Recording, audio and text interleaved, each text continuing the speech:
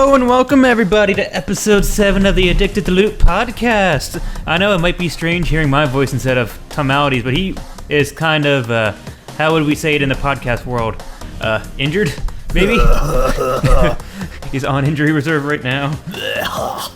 I have a teeny tiny bit of a cold, so my performance may be a little bit lackluster this week, but thankfully there are more than enough games forever to talk about ever.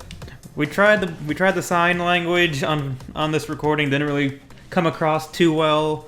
We got Morse code, but that just kind of got confusing because we were talking over one another. I basically just learned dirty words in Morse code, so it didn't go over well to the test audience. Yeah, so we're just gonna...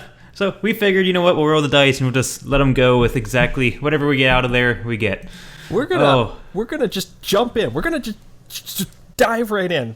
So this is a continuation of our Gamescom coverage. I would say this is hopefully going to be the final part of the multi-part coverage. Yeah, we'll part 2 We'll start out with a little bit of other news that are outside of Gamescom. You know, we did ask our lovely audience last week what other games are they interested in, and we actually got quite a bit, and it was awesome. Unfortunately, I don't know if you guys heard the premise of the show or not, but we are kind of PC oriented, and quite a bit of these are major respect to all you Sony guys out there. Most of these are PlayStation oriented. So kudos, guys. But we're just gonna go right down the list.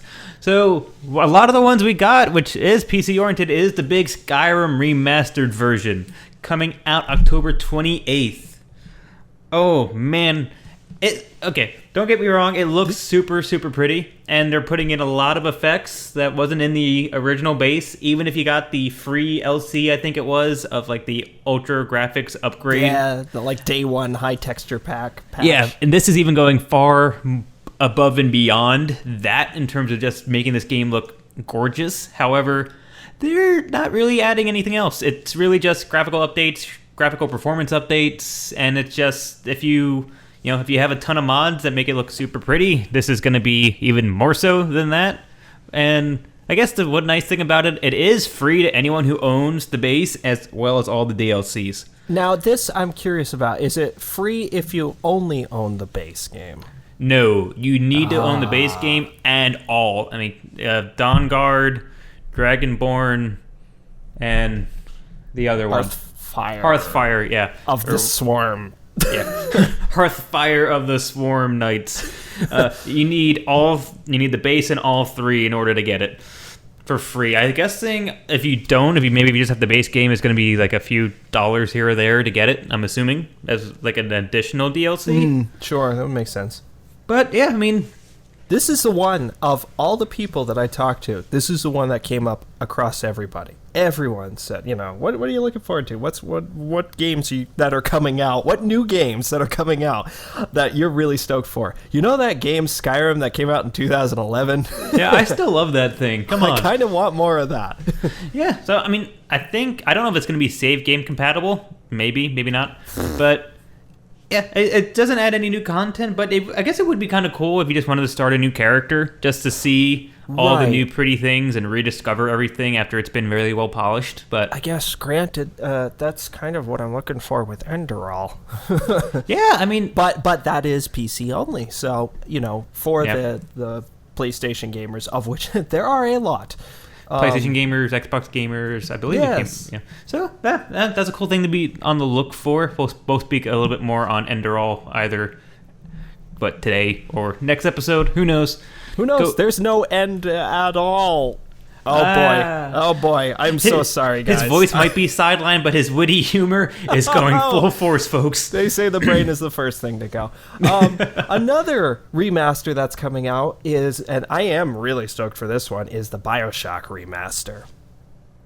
Now, I think they're just remastering, quote unquote, 1 and 2, and basically just re-releasing Infinite. I think so. It sounded like that you're getting 1 and 2. Like, it seems like if you own the base games, I didn't see any other criteria for it. It just seems like they're going to be a free polish of Game 1s and Game 2 if you own them. And then, I think Infinity might be just a re-release. I don't know if it's going to be different. I think you would have to repurchase it even if you own Infinity. Infinity. But and beyond. Yeah, exactly. But once again, I don't think they're changing the games at all. I just really think they're just bringing 1 and 2 up to today's graphics.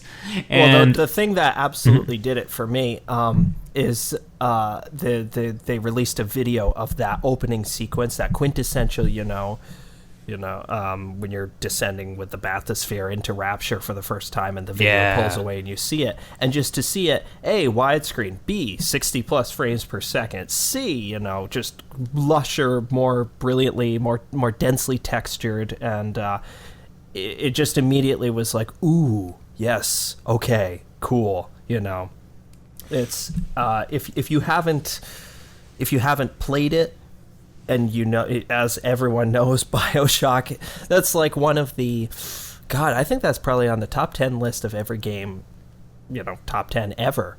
Yeah, I mean, the original one was really up there. It was one of those, I wouldn't say it was a groundbreaking game. It was just it was like one of those games, it was a high point that year, and I don't think it ever went away. BioShock 2 kind of took a bigger dip compared to BioShock 1.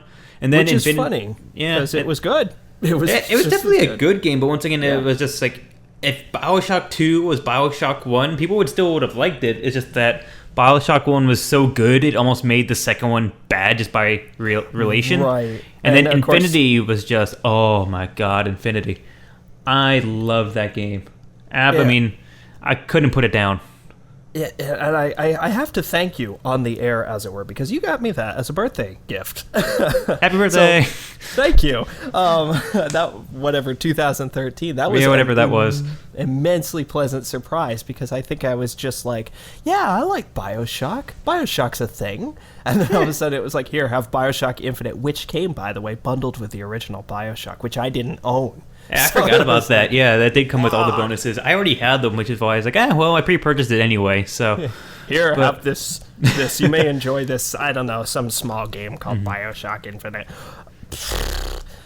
So yes, a great excuse. September 13th, great excuse if you haven't played those yet, or if you have played them and you want it to not look like you're playing a potato. Yeah, definitely wait and find out. I mean. Yes. I definitely want to say, before we jump off of this, is that Infinity, I think, overall, like, the main thing that made Infinity good was the story. I mean, if you looked at, I would say, like, all the little, like, features and quirks and battles and, like, gunplay and stuff like that, if I took it completely outside of the story, the environment, and the world of BioShock, it probably would have just been, like, a mediocre game. I'm a notorious non-fan of BioShock's combat. Yeah, I mean, I'm well known for that. Yeah, I mean, I did ultimately, like I said, I love the game. Could have put it down. It's definitely on one of my like higher lists for games. But the combat itself was okay. I mean, the gunfighting was fine, but the powers, I only really used 2 of them. I hardly ever used like the zip lining and like the melee, which they said, like, oh, this is gonna be a major function of the game. Most people I talked to, no one ever used it at all. So, I mean, it definitely didn't do well in that sense, but the story alone made it shine so bright. I mean, that was where I first fell in love with Troy Baker as a voice actor. I loved the way they did Elizabeth, just everything about her, both her animation, her kind of character development, her voice, her AI. She was really good companion AI. She just stayed out of your way. She was cool to look at doing ambient things while you had the kind of softer moments in the game. And then she just threw stuff at you. It was great. Yeah, it was great. Book or catch, I loved it. Oh. I think my problem with Infinite, of which I didn't have many problems, it was a really good game. My problem with Infinite is that I really got into it and wanted to beat it. And sometimes that's bad with a game like that. You're just like, okay, get me through this area, get me through this area, get me through this area. It was sort of like what I was talking about last week with Shadow Warrior, where it was like all of a sudden I got really invested in, well, I want to know the next story beat. I want to know the next important thing that happens. And so then it's like, okay, here's this really awesome fight sequence, combat sequence. Look at this great arena we've set up. And it's like, yeah, okay, but get on with it. And I don't really tend to like playing games on the easiest difficulty. I kind of want to play it on the whatever the developer set as the normal one. Mm-hmm. And sometimes it's like that can err on the side of being difficult, especially if you're not a fan of the combat like Bioshock. So it's like, this is souring my experience of this good game. Yeah, it was weird because like I actually was almost the opposite. Like I loved Bioshock 1, and I obviously wasn't playing it up until the point of Infinity came out. But I played Infinity. I think I always play the game initially on the normal settings just so that I can see exactly what the developer wanted, what they designed it to do. That. Like I'm gonna just give me the experience that you wanted me to get, and then if I need to bump it up, I'll bump it up. But I actually found it almost too easy in a lot of the combat situations. I mean, I didn't really ever have too many points where I'm like really sweating it. There was a few points where just the enemy itself made me sweat it, but not the situation. Like there's just the bigger enemies. It's like, well, I know I'm gonna have to do X, Y, Z to kill this guy. So that's about the extent of it. Maybe that was it. It's kind of uninteresting. It's sort of you learn the right power combination and the right gun combination. Yeah, if you know exactly what to do. The best part for me, the best part of Bioshock Infinite was the Burial at Sea DLC. And that's actually the one thing I haven't played yet, which is I need to do. I hear everyone just loved it. Top notch. Narrative-wise, it ties up all of Bioshock, which is really cool. That may be considered a spoiler. Ignore that. Let's just say it's relevant to everything, because obviously Burial at Sea is sort of a if Bioshock Infinite's characters were in Rapture. Interesting. And it does some really cool things with that. But also, it's a big homage to like Thief, the original Thief games, in the way that you play. So it's more stealth-based. It's more. It felt more like Dishonored. So obviously, Dishonored, which is the best game of all time. Obviously, I had a great time. Yeah, well, this more to come on Bioshock. Now getting into our Sony feature of this episode. I'm going to pop a cough drop while you talk about these. All right. So the very first one on the list is Horizon Zero Dawn, which actually I've been really excited for because outside of my PC, I do have a PlayStation 4. And this is just one of those games where... Shame. I know.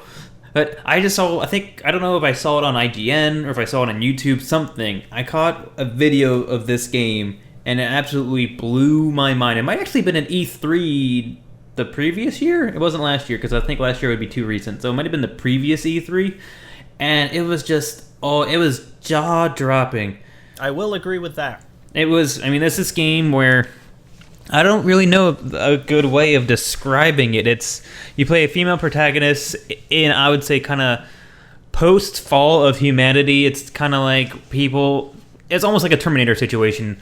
That people have invented machinery and CPUs to the point where they can think on themselves. But however, instead of evolving into like humanoids with, that can morph into Arnold Schwarzenegger or anything else, they actually evolved into animal shapes, into different like dinosaurs, deer, turtles, goats, what have you. And it yields this really deep world in terms of both, I would say, storyline, gameplay, combat, resource collecting. It's almost like, I'd say it's kind of Far Cry-esque in the way of you need to go hunting and kill certain things to collect certain materials so that you can craft improvements and stuff like that, or even craft armor. But all the enemies, all the machinery that you can fight has, like, they almost all have like destructible components to them. They all have certain ways that you can fight them. I mean, like if you get one of them if you get like one of the larger ones who like kind of looks like a T-Rex or something, they chase you in a certain manner and like you turn really quickly. When he goes to turn as well, he kind of like falls over onto his side, and like you can ride some of them, you can train some of them. Other ones. So there's like physics at play, like real time physics, or is it just kind of like you trigger you've done this, now he falls that way? It's actually more, I'd say it's more along the lines of physics at play. That's really cool. Everything in the game looks like it's more physics based. Like you can set, like let's say you wanted to, you're basically finding an herbivore pack of things that kind of look like gazelles or deer. You can actually set up a trap. Like let's say they're in a ravine, and the other side of the ravine there's like a few trees. You can actually put like trip traps between the trees, set a bomb off on the other side of them, and they'll run the other direction through the trees, and cause massive death and destruction to this whole herd, where you could get all of the components you need. Like, it's almost like you hunt like truthfully, and then when, like I said, like when you attack some of the larger stuff, you can tie them down to the ground so they can't move. And it's not like they just can't move; they actually are restricted in the I'd say the lines at which you tie them down. So let's say you hit him right on the top of the head and put it right on the floor in front of you. He won't be able to turn his head in any direction that a normal tether wouldn't be able to do. And then if you keep on doing that, his entire body gets caught up in the manner you tie it up. So it's not going to be the same every time. So I'd say that's why I think it's more physics at play than just, the dinosaur's frozen now, I can hit him. That's what sets that apart for me as something that sounds really interesting. Yeah, I mean, it just looks phenomenal. And I would invite anyone to watch it, even if you don't have a PlayStation 4. It just is a fun game to watch. And IGN has a few gameplay footages on it. It just gets better and better. It's like, mouth-watering perfection. I do have to quote here Regis, Alec's brother. Alec, who, if you'd like to hear more about Alec, listen to our fantastic No Man's Sky episode that aired 2 weeks ago. It's a rad adventure. But Regis said that someone mentioned in a comments section that this game, Horizon, didn't make sense. And he goes on to say, what doesn't make sense about Ygritte from Game of Thrones fighting robot dinosaurs? Why would anyone challenge that concept? I'm just like, I hear you, man. That's a common literary device right there, The hero's journey. Well, yeah, no, definitely a good game. I can see why people are excited for it. I might break down and get it for the PlayStation, but it's a great game. Cool. Another one on the list, another PlayStation only one, is The Last Guardian, which is, it's one of those games. It's an iconic game only because people have been waiting so long for it to come out. I mean, it almost makes its own name because people have been waiting for since 2005 for this game. It's like the Half-Life 3 that actually might happen. Yeah, like it seems like it is happen. Supposedly they have a date and everything, and everyone every once in a while people think it dies, and then it springs up at E3 again, and people are like, oh hey, I guess it's still going. So I just don't know if it's going to be a Duke Nukem Forever situation where it's been so drawn out that it's just going to flop over because it can never live up to the delayed hype. That sounds familiar. Yeah, but I mean, it is a cool game. It's made by the same people that did make Shadow of the Colossus, which we talked about at length, I think, in probably episode 1, if not a few other episodes. And a top 5 addicted to loot game, I'd say. Yeah, I would definitely put my ATL stamp on that. Boof. But I would say it's an interesting mix of games. I mean, it's not like Shadow of the Colossus where it's purely boss battles, but I would almost say it's, part platformer, part companion type of like escort kind of game. Now this is Team Eco or Team Ico, I never quite know the pronunciation, who did Eco, which is the first one. And then Shadow of the Colossus is kind of a sequel, like maybe spiritual successor, maybe related to the same universe. This looks like it's also in the same universe. Yeah, I mean, the art style is very similar. The monster kind of looks... I never played Eco, so I don't know if there's this like narrative thread that's like connecting them. Shadow of the Colossus, as we mentioned before, is really ambiguous as to what the hell is actually going on. Yeah, it's like one of the very first silent stories. It's all up into the interpretation of the player, which is what made it so good. Absolutely. But, in the latest in a long series of games, Final Fantasy 2745. The finalist fantasy yet. If only we could imagine any more fantasies. Too fantasy. Final Fantasy Tokyo Drift. This is hits just keep on coming. But no, Final Fantasy 15, objectively it looks rad. Oh yeah, I mean, don't get me wrong, it's a gorgeous game, and I think this is something that I almost was, when I was reviewing all of the Gamescom stuff that we have listed out for the next little bit of this episode, I was almost thinking, there was one point in time where graphics could make a game stand out and showed to the world that a developer took the time to give us a pretty game as well as a well-done game. Usually a game didn't have both. It wasn't like you ever had a super pretty game way back when, that wasn't also a good game because it had that budget.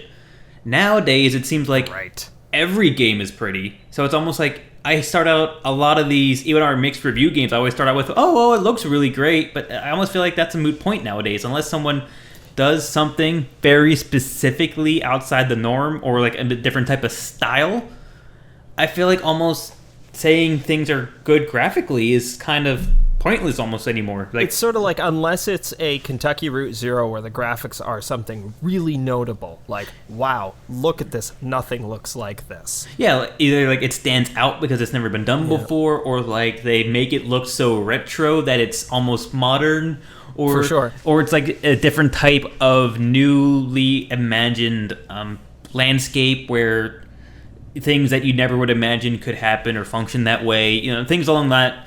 But almost gone are the days of the magazine review where they had a 0 out of 10 score for sound, a 0 out of 10 score for graphics, 0 out of 10 score for gameplay. You know, you can't do that anymore. Games aren't like that. Yeah, you can't just say like this Spider-Man game had a 6 out of 10 graphics. You can't. Almost like I said, even minor independent developers have all the tools at their fingertips to make even a very small scale game look really gorgeous. I mean, so even games that have really deplorable reviews still at one way or another look great. So it's almost weird to think about, you know, scoring stuff or, you know, factoring in. I feel like you have to factor in, I would say, the artistic style or like it's the artistic more style, yeah, like the artistic drive of the game versus the actual graphical performance. Maybe that's the best way of actually like looking at games nowadays, because we are at that level where technology is bringing everyone up to the same level. Right, and it's actually what I'm really happy about.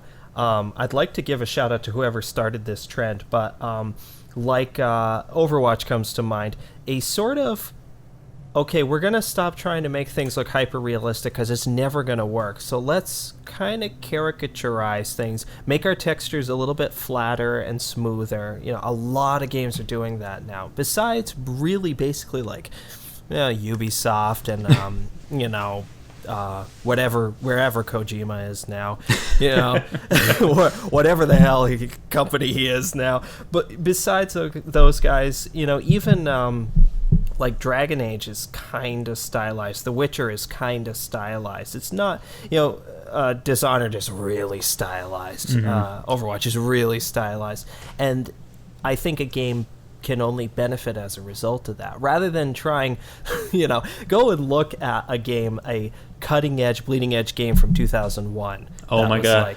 Like, wow, how realistic was this? I mean, think about when Final Fantasy VII came out. The fact that they had real animated cutscenes made the game stand out. And then the map itself was 8-bit, but it was, you know, the style of the 8-bit could sell you on the game. And then you had the battles where, you know, the character models had programmed moves. They had different types of, you know, attack animations and casting animations. So, I mean, back then, it's all relative. Yeah, I mean, that showed a good game. Now, if you look at you could pick almost any game off of Steam's independent list, and they all are crisp in a way. You know, they all are. Yep. They're not. Crisp is a great word to describe it. None of them are going to look like a potato unless the guy just doesn't give a damn. So and I think that goes back to our remasters that we were talking about. Exactly. You go and play the first Bioshock, and you're like, immediately the textures are like, like it does give you that Bioshock atmosphere of, yes, it's like dark and gritty, and I'm not even sure, like, it's almost like a nautical film noir kind of. Oh yeah, absolutely. So, ugly for an artistic purpose. Yeah, I mean, if you compare it to what we could do today, yes, it's going to look horrible. But if you rewind the clock to the day it was released, that game was like the high end of graphics. So it's weird to think just exactly where we come from where we were, and how very little anymore do I ever listen to a review or read a review where people really like drill down to the detail of the graphics. Right. It's really just how well does the world look? How well do you interact with the world? How, you know, is the developer able to portray the style of the game that they want? Like, you know, is it cartoony 8-bit with a sense of, you know, underlying comedy, or is it really just, well, they wanted to do an 8-bit game and it's just kind of, it's flat and it's basic, but it, it's still flashy. Like speaking of stuff like Bioshock and Dishonored, they're almost gross. Like they're disgusting gross, especially Dishonored, and the characters reflect that. If you look at the way that just the kind of physique of characters, they're ugly for a stylistic purpose. Of course, and it's someone once described those games, Bioshock and Dishonored, as having a really great smell. And I thought, that's a really interesting way to describe it, but you're right. I can look at those games and smell the oil, the rust in Bioshock. So that's Final Fantasy 15. Yeah. So going back to Final Fantasy 15, it's another. I would say if you played Final Fantasy 13, because 14 is the new MMO, right? Yes. Yeah. So if you played more, I think it's very similar to 13. It's once again. It looks like 13 with 12's gameplay, but I could be completely wrong on that. I think it's weird. One of my objections with this game is the combat. So it's definitely, I'd say, it's similar to 12 and 13's combat in the sense that it's real time, not turn based anymore. But 12's combat was very much, you picked your person, you hit a certain button, you told them to attack, tell them to do certain spells. It was really tactic based. Like, go and do your things. Everyone moved, but it was very much, you told everyone to attack, and they all took their turn to attack, but it was real time. In 13, it was almost like you could program, how you wanted people to act and how you wanted to handle a battle.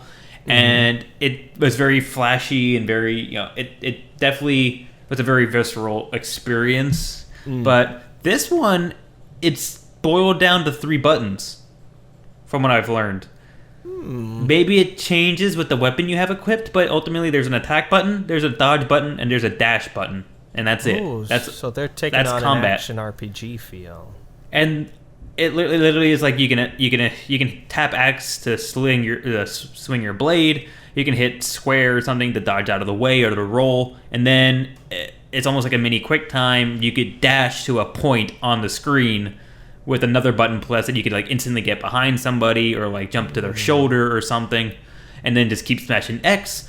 But as soon as I saw that, I had a major objection to it, because once again, this is another great example of a game dumbing down its workhorse of its, like, I would say, genre, as well as what made the game great, so that it could maybe sell a few more copies. Yeah, that's decidedly not Final Fantasy. Exactly. Final Fantasy to me, even going back to Final Fantasy 1, which was like a Game Boy or Nintendo 1, it was all about the strategy and the tactics of the battle and of the story and how you interact with the world. All the bosses had very interesting ways of defeating them. They all brought in a new type of, I would say, level of complexity. Even the random encounters, some stuff was extremely hard, and it could be one of those things where, like, I have one guy left, he has 10 health. If I run into a pigeon, I'm fine. If I run into a Cerberus, well, I'm kind of screwed. And now it's kind of the magic of the game. This one is really just, you have, I think, 3 or 4 people.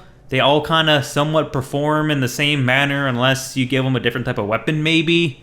And then, really? They're kind of, like, classless? Yeah, so it seems like there's not, like, a healer. There's not, like, a fighter. At least not to what I've seen. It really looks like a bunch of really, I would say, angsty emo teens just smacking into freaking monsters just because they can. Like, it just does not look like a Final Fantasy game. I don't like the way it acts. I don't like the way it feels. Maybe someone like Alec or Regis or any other like PlayStation buff would have a different opinion, but Final Fantasy X was the last one I've truly played. I played a little bit of 12, and even 12 wasn't bad. 10 I love because it was a very last turn-based one, but even 10, every single battle, I was worried about who I was swapping out when, just so that I could even get through a random creep, let alone a boss battle. So that, to me, I hate the fact that, once again, it seemed like another game is, well, we're taking a new twist on how we handle our battles so that we think it's better. You mean it's more fast-paced and easy, like a MOBA? Who would have thought? I will play that card and I will fight this. But yes, I hate... No, I'm glad. Someone has to fight the good fight. I hate the fact that games are doing this. I want my old Final Fantasy. I want a hard... I want a hard game. I just don't want a lot of flashy lights with a bunch of easy button plays just because I want to go... This is what happened with Dragon Age 2 and, honestly, basically Inquisition. They tried to fix it, but it wasn't enough. Dragon Age Origins was bred of the Baldur's Gate mentality, so it came from this tactical... not tactical to the level of Final Fantasy, but at least in the regard of one of my favorite things to do with Dragon Age Origins is go into that tactics screen, and it was an if-when or if-then system. Yep. So you could say if fighter falls below 25 health, then mage casts heal on fighter. You know, yep. I loved that because then I could just have the confidence that they do that.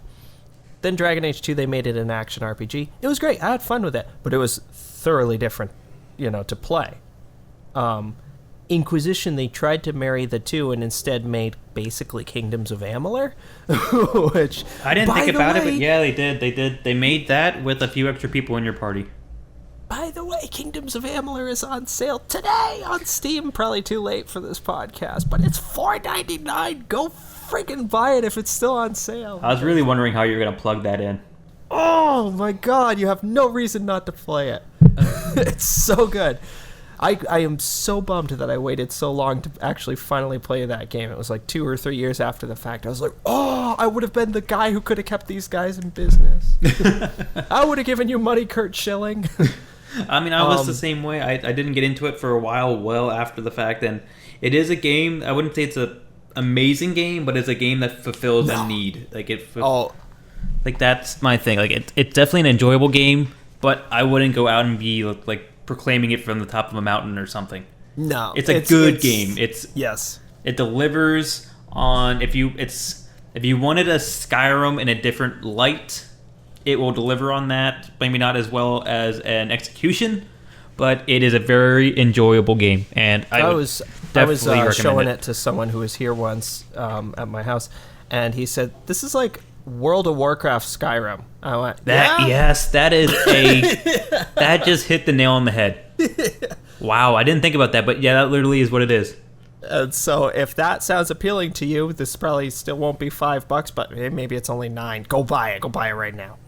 Hey, the Battlefield 1 open beta went live today.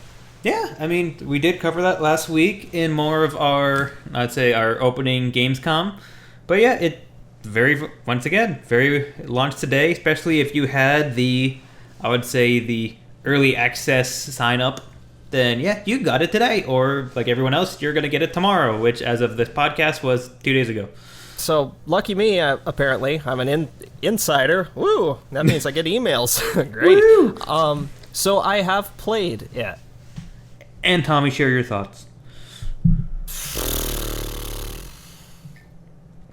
No, not the horse next to you, Tommy, you. Oh, sorry. Let me just move the microphone over here to me.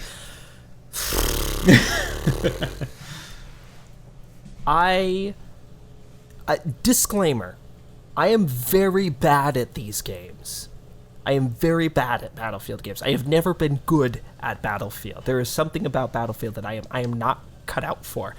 That being said, I bought 4. I played 4. I played a lot of 4. I liked 4. I've played 2 in the past at a LAN party, of all things. So talk about a crazy throwback there. And that was like already past the time of LAN parties when that happened.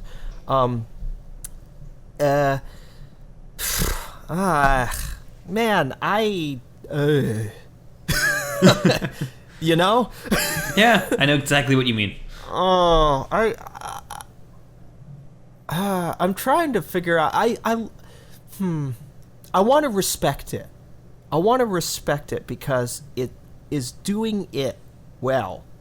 It felt really good. We were talking last time about, man, I miss my bolt action rifles. Man, I miss my kind of, more slower paced kind of combat, less like automatic weapons and helicopters and crazy nuts stuff, and more. It has that. It errs on the side of realism. such that a stray bullet will kill you. One shot will kill you. When you mix that with a game like Battlefield, which Battlefield's precedent, especially if you're playing their conquest mode, which is basically their main mode, right? That's the Battlefield mode, where you have several capture points, and you are traversing miles of terrain. So, ideally by vehicle, but sometimes by foot, if every asshole on your team has the vehicles. So sometimes you're just forced to kind of do this like death march across a battlefield, and then you get to the location, the capture point, or maybe a firefight, whatever tends to be near the capture points. And when you've got a game where just one bullet will take you out, that does not mix well. I had one match, I got to the end, and my KD, my kill-death ratio was 1 kill to 27 deaths. I play first-person shooters. I play a lot of first-person shooters. I don't think I suck at them. I don't think I'm great, but I don't think I suck at them. So that was really demoralizing. I played one round of the conquest mode, and I was like, yeah, well, this is not going to work. Let me try their rush mode. And what rush does is it gives you a much more condensed version. It's not 64 people playing. It's, maybe 16 and 16 or something like that. Could be 32 and 32 now that I think about it. And you only do 2 capture points, and you're basically pushing an offensive or holding out a defensive. And that was more immediately fun. You spawn more near combat zones.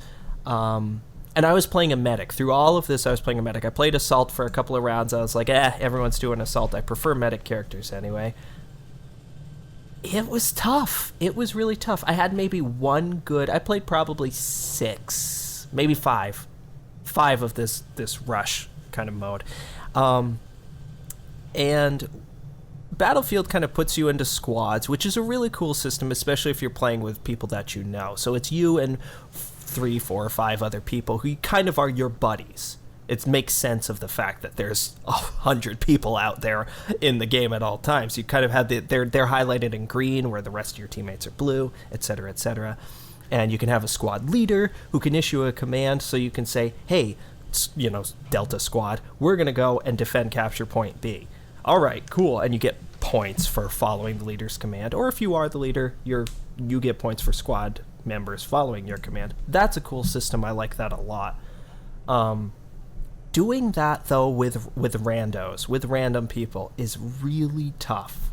It's kind of like herding cats. There were a couple of rounds. There were at least 2 rounds where I was the squad leader, and I was trying. I had some success with this in Battlefield 4, but hey, with kiddies, this, maybe come on.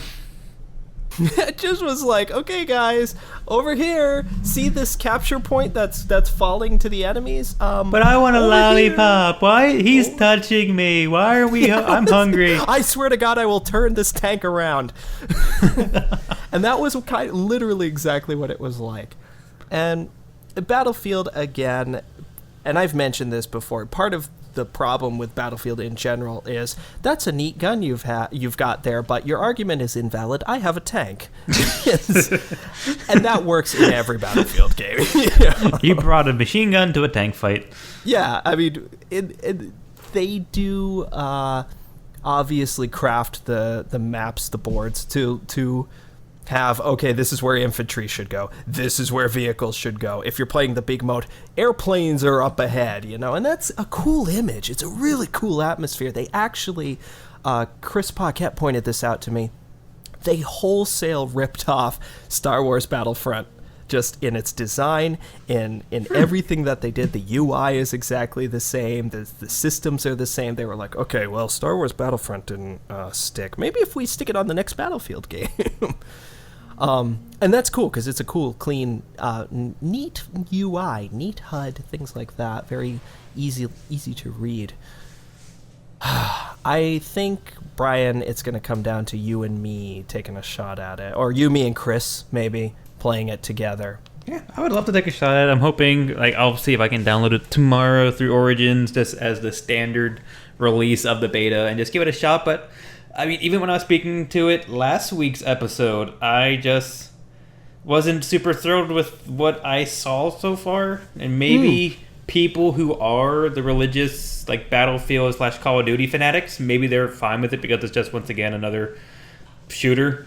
But well, there is a very much this is another Battlefield game, but I do want to say to your last week, your point about their kind of lack of attention to historical detail, historical realism, I guess, historical accuracy. They do a good job. DICE have always done a great job with their sounds. Their sounds are excellent, and so it is really cool, especially if you're playing. When I think of World War I tend to think usually of English, UK soldiers, and it is cool to hear those kind of voices. You throwing out a health pack and get yourself patched up, eh? And you're going, "Tall lad," that's cool when they're screaming in the middle of it, and you hear the voices in the distance, like, "Oh, I need a fucking medic over here." I like that, actually. That sells me on the. Again, I said this last week. It's a weird era to romanticize. It's a weird war to romanticize, but it does it. It makes it like. I don't know why World War II rated as something like, yeah, that's so much fun, But this does make it a thing that's, okay, this is at least interesting. When you see a guy sprinting, I was in a tank, and when you see a horse or a rider on a horse just running full force up to you or runs alongside you, that's a cool image. That is really awesome, especially, because it's the UK and the Ottoman Empire, so you got the Turkish guy on a horse just wailing forward. It looks cool. It's exciting. The flamethrowers, terrifying. Absolutely horrifying. The mustard gas, horrifying. So it does sell that, but it's a weird mishmash of things, because Battlefield wants you to be like, isn't war fun? And World War I is like, doesn't war suck? Yeah, it was a terrible, very, very terrible war, especially from the people who fought it. And I guess I think at the moment I remain unconvinced. Especially the last Battlefield game was a cops and robbers one, right? Hardline was literally Battlefield cops and robbers. That's the most video gamey thing. That's honestly perfect, and I probably should have got that. I probably would have had a good time with it. I don't know. I don't feel good yet so far. Oh, well, maybe we'll just take that multiplayer experience to really either say yay or nay. Yep. And again, these kind of games I like to play a support role. And I don't know if this was something to chalk up to a beta glitch, but I did not like the way that the med packs worked. It's like when you throw the med pack, there was this kind of graphical glitch, and it seemed like it would sort of chuck forward and then drop at your feet. It's like you threw it as hard as you could, but it only fell like an inch. Right, like, here, have this med pack, me, and like, randomly, if I was aiming at a teammate who needed health, it would hurl, like, many yards over to him, and just, like, connect with his head, and he'd heal up. Would you say many meters away? Many meters away? La-ti-ta-ta-ta. Oh, yes, that's relevant. Oh. And so it would connect with his noggin, and and I also had trouble with the mantling. Like, I spent at least 5 minutes trying to climb one wall. I would get to the top of the wall and then just kind of like hop back down to the bottom of it. And I'm like, I hold the button, and I'd hold the button and I'd try and climb up. I'd hop back down. I'm like, all right, maybe I'm in the wrong spot. And I try and go over another side. And by this time, a tank has eradicated the entire building around me. And so I'm like, I don't need to go over the wall anymore. I'll just walk around it. I guess there isn't a wall on the other side anymore. Did you find the destructive buildings and environments on the right level? Too much, too little? That's always cool. That is always cool. I actually, being the destructor is really cool. When you're in the tank and you're just like, there's a guy in that building. I see you. You know, that is cool. As opposed to the one lone sniper trying to shoot through a window that's no longer there. But the snipers were what kept getting me. I just was getting single shot. Not just by snipers. I was getting, it would be either a single shot by a sniper or what felt like 2 shots from a pistol. Maybe the medic's really squishy. Maybe I, can chalk it up to that. I don't know. I didn't play enough of it to play other classes and say, oh, whoa, okay, this is what it should be like. Mm-hmm. I didn't feel like they would do that, though. I just think that they were, scaling it on the size. And this is a complaint that people had about The Division, where in The Division they said, you're fighting guys in hoodies, they shouldn't be bullet sponges. Exactly. You shouldn't have to, I just did 3 million crit damage. Oh, it took off 1/10 of his health. Right. And this goes completely in the other direction, where it's like, whoops, I tripped over that rock. Oh, no, I've got dysentery. I'm dead. I'm like, oh, okay. Well, that happened. You're playing that kind of game. Yeah, and it just is a weird mix for a game that's all-out war, as it's advertised on every promotional material ever. So, yeah. Well, I don't know. We'll find out more later. Another thing that came out today is Nuka World, the last Fallout 4 DLC. Oh. I feel bad. I don't really like Fallout 4 either. It was... I promise I'm not grumpy because I'm sick. Well, I'll offset that by saying it was tolerable for me. It wasn't... I would say it was a Fallout game I could play. Maybe that's the best way of saying it. I didn't like Fallout 3. I wasn't a fan of New Vegas. This one I could play. This one I could get through it. But once again, it was another one of those games where I didn't have the urge, but I wasn't sad that I was doing it. I picked it up for the first few days when it came out, but I wasn't sad that I played it. But at the same time, I was like, I could just play another game and I'm more than happy with it. That was exactly it. I did not have the urge to keep playing it. And from recent experiences with No Man's Sky, it's like, oh, okay, this is what it feels like to love a game. Well, yes, for you, I would say, definitely. Yes. That's what it feels Spoiler alert for our later discussion. But yeah, but it's... Nuka World, I didn't actually look... It almost looks like a amusement park or something. Yeah, it does look fun. It looks really fun. It has some interesting features. Actually, one of the things I saw was that it tried to let you actually be a raider. Allegedly, if you go through the quote-unquote campaign of the DLC, you can be a raider. That's pretty neat. I think that'd be neat, but I actually read a review not too long later that said, hey, you can be a raider, kind of. So it was basically saying, yes, you might get the label of it, but it doesn't act like the way you would want it to act. Well, what does it do then? Is it basically saying, yes, you have free reign to kill Preston Garvey? Is that really all it's doing? If it allowed that, it probably would have got a 10 out of 10. But I have a feeling it wasn't at that level. I don't know if it's like it just lets you then just the things that you've been trying to protect, you can just go in and be like, hey, give me money now, and they give you money. All that work I did on Sanctuary I can undo in a minute? That would be funny. Like, why are you shooting us? Die! You again. But there's a settlement that needs our help. Bitch, I am the help.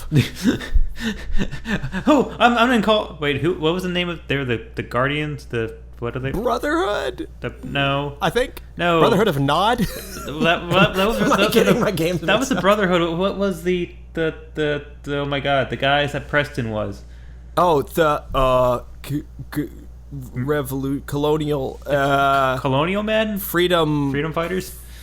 Minutemen. Minutemen, yes. Minutemen. Oh, wow, shows how much we really care. Yeah, so it's like you walk into a town, you start shooting at people. We're gonna call the Minutemen. They hit a button, and all of a sudden your radio starts going off. Hi. Oh crap! Like I don't know if that's the whole premise of it, but it seems like it's getting okay reviews. I haven't heard a lot about it, but I'm really glad whenever a game like that does something fun, because they really, I guess Far Harbor was probably good, but that kind of self-serious stuff doesn't really... Fallout is a really goofy premise. My favorite part of Fallout is let's mix the 1950s view of the future with an apocalyptic wasteland scenario, and that's goofy. I love it. And so this is like, hey, let's do it in a amusement park. You know, okay, cool, awesome. Let's have leagues of multicolored zombies just running at you. Cool, all right. But beyond that point, yeah. Yeah, but that's another thing to check out. If you're a Fallout fan, you're probably going to have a much better time than what we're going to have previewing it. I mean, I have the season pass. I bought the fullest version of the game. Have the season pass. I forgot about that, but I haven't played it out since like the very second week it came out or something. So I'm not going to be rushing out to go play it, especially when my backlog is ever growing. So we're going to move on to a much happier time, at least for me personally, is also released today. Today was a great day, but this is incredible. This is just this is like one of the best release seasons I know. ever. There's gonna be a problem. There's gonna be one of these episodes where you're like, "Hi, weapon addicted to loot, episode 43. We have nothing to talk about, so we're gonna look at this paint dry over here." But just go listen back to episodes 5, 6, and 7 again. You can go do it. We'll wait here for 2 hours, and it's just 2 hours, just nothing but elevator music. But until as a matter then, of fact, speaking of that, you go ahead and talk about this. I'm going to run to the bathroom, but you keep going. Oh, okay then. I'll be right back. With this, because I have literally nothing to add to this. Well, with my own personal Brian episode, for my, I'd say, 10 minutes of Brian. Also released today was the latest expansion to the World of Warcraft series, and this one is called Legion. It is, I would say, one heck of a game changer. It adds a lot of new features. It tweaks a lot of old problems. I'd say it fixes a lot of old problems. And I think this is the overall 7 expansion to World of Warcraft. And I think I saw an article that said at one point in time they're planning on doing something like 43. So World of Warcraft is not going to go away anytime too soon, probably unless it completely loses all subscriptions. But, okay, so back to the Legion DLC. There is one of the bigger things that it previews or releases a new class called a Demon Hunter, which is kind of similar, I would say, to the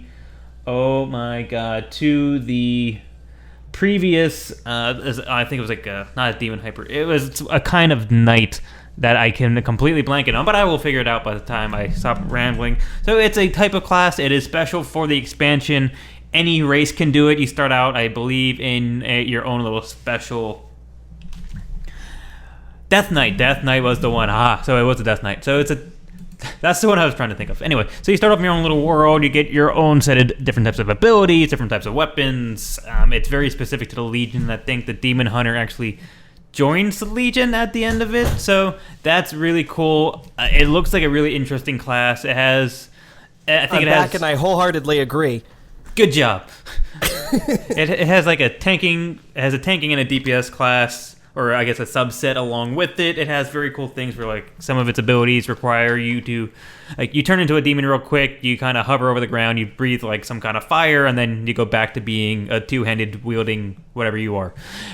So it looks really cool, and there's a bunch of dash attacks and strikes and things like that. So it was almost like a rogue in Kingdoms of Amalur, if you will. It was kind of like... Hey, I've played that game. Yeah, so you just kind of like whip through people. So that was another one of the cool things. Another one of the big add-ons is going along with the lore of the Legion, which is, I believe it's a type of army that's returning to lay waste to the Kingdoms of Azeroth, or the world of Azeroth. But I think it actually is from a previous DLC. I think it's a continuation, but this is kind of the culmination of it. My WoW lore is way lacking, so please. But it's basically the comeback to attack Azeroth. Everyone, both Alliance and Horde, team together, which is another cool thing. You actually will swap sides for the greater good of the world, which I think is really cool. Like, one of the videos shows a ally or an Alliance human talking to a orc, I think shaman, as like a NPC character, and I think that was a really cool premise. I think that's a really cool new feature.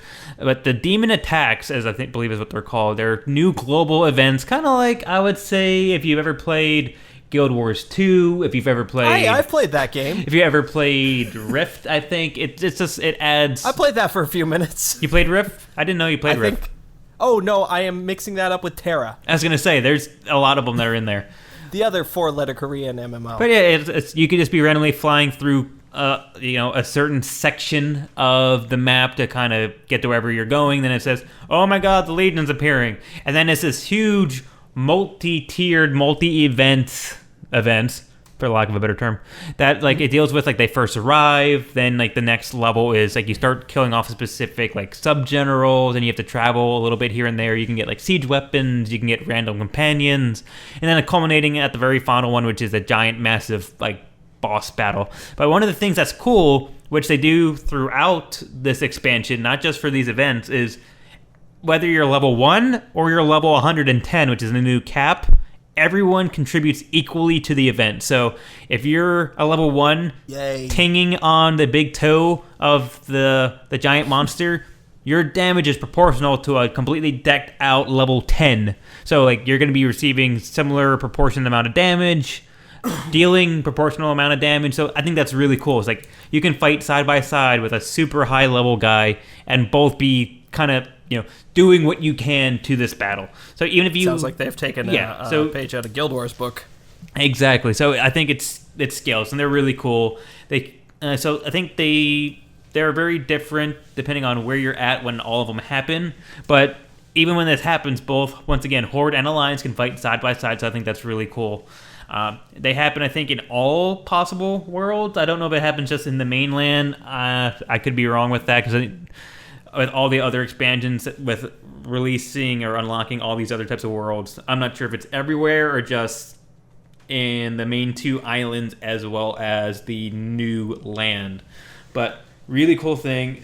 Going along with that, they overhauled their PvP system to also, I don't know if it's scales, but it's similar to like in Guild Wars 2, like if you're an over level in an under level area, it basically says you can only be this good. So in the PvP, everyone who fights in it is only so good. So it kind of takes out armor, weapons. It purely is you have a character who's equipped just with stuff. It could just be really cloth for all that matters. And you just, you have your skills, and it's really, once again, into it's like skill of the player in the battle versus just having a very OP level 10 or something. So that was actually when I played WoW religiously up through Wrath of the Lich King, which I think maybe was the second or third expansion, maybe. I think it was the second, and Kung Fu Panda was the third. Yeah, so I think it was the second one. So I maxed out, did endgame all the way through Wrath of the Lich King, dropped off through Night or something of Pandaria, whatever it's called, is the next one in line. I randomly popped in when they went free to play for the first 20 levels. I'm like, oh, just check this out, whatever it is. I definitely wasn't a fan. I actually despised it. It was so different from the WoW I grew to love. I definitely didn't like it anymore. And then it was the economy as well as the lower level PvP was so filled with they're called relic armor and weapons. Basically, like once you get to a certain level, you can purchase the relic armor that you can give to other characters on your account that just scale with their level. But they're I experienced something like that with Guild Wars 2. I popped in like a good year and a half after the chunk of time that I played it, and I was just looking at what everyone had. I was like, I don't recognize any of this armor. And it was like, obviously, like they had like wings and things like that. I was like, this is some kind of special bullshit that I missed out on. Yeah, so I mean, I definitely wasn't a fan. I didn't like it. I played a few levels and just stopped, even though it was free. I'm just like, I can't do this. I didn't like the way the skills worked or the talents worked. I just didn't like it. And the other thing was that, so even in PvP, I was like, PvP always went in 10, so levels or 1 through 9, whether it's 11 through 19, 40 through 49, whatever. Really? I didn't know that. Yeah, so level 49, that's how they bucketed it, unless it changed. So if I'm wrong, oh well. At least when I play, that's the way it works. So I was like a level 19, and I was a rogue, and I was able to perfectly ambush a very squishy like level 10 mage or something, to the point where I was able to get off my stun, my ultra high damage burst combo, everything, and he like turned around, sneezed at me, and I exploded, and I did no damage to him because he had all this artifact gear, and it was just like he was an old player. And I was just like, what's the point of anyone new that was the problem. It was not new friendly anymore. And one of the biggest takeaways from this new expansion, Legion, is whether it's IGN, whether it's PC Gamer, whether it's Kotoka, whatever it is, anyone, name whatever type of publication you like or website you like, everyone is saying how much better this game is for either returning players or brand new people. So I think this was a huge step forward for Blizzard. I mean, it actually was the point where I was looking at everything and reading everything going, maybe I want to pop back into this, just free to play to see if it is what I would like it to do, or like what I'd like it to be. You're a funny example where you're both returning and new. Yeah, because there's a feature, I think it also was the same feature in the previous expansions where if you have a full subscription, obviously it's not free to play, but you can start a level 1 character, hit a button, and you instantly jump to level 100. So you can instantly take part in the new expansion without grinding to level 100, which I can see both pros and cons to that. So basically you still, even though you click the instant level 100 button, you still have to go through a tutorial to be like, yeah, you know how to use WASD and click on people. But you still get, once again, your entire skill tree. You get you're basically given equipment and gear to that level. You can participate in all those dungeons and instances and PvP. So it literally is, you just skipped 100 levels of the game, and just so that you can, once again, just only play this brand new expansion, basically, which I think is both good and bad. I could see it if you're an old-time player, you wanted to start, I wonder what it's like to have a hunter in this expansion. You can just go, boing, now I know what it's like.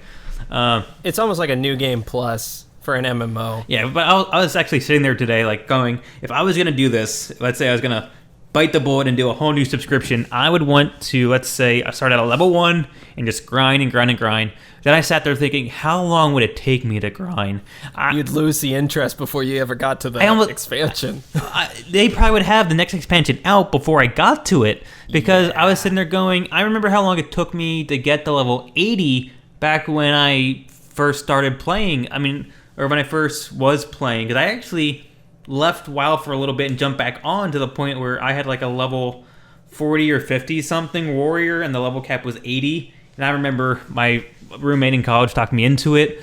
So I jumped back on then, and just getting the next less than 20 levels still took me, I would say maybe 2 or 3 weeks, which isn't technically bad.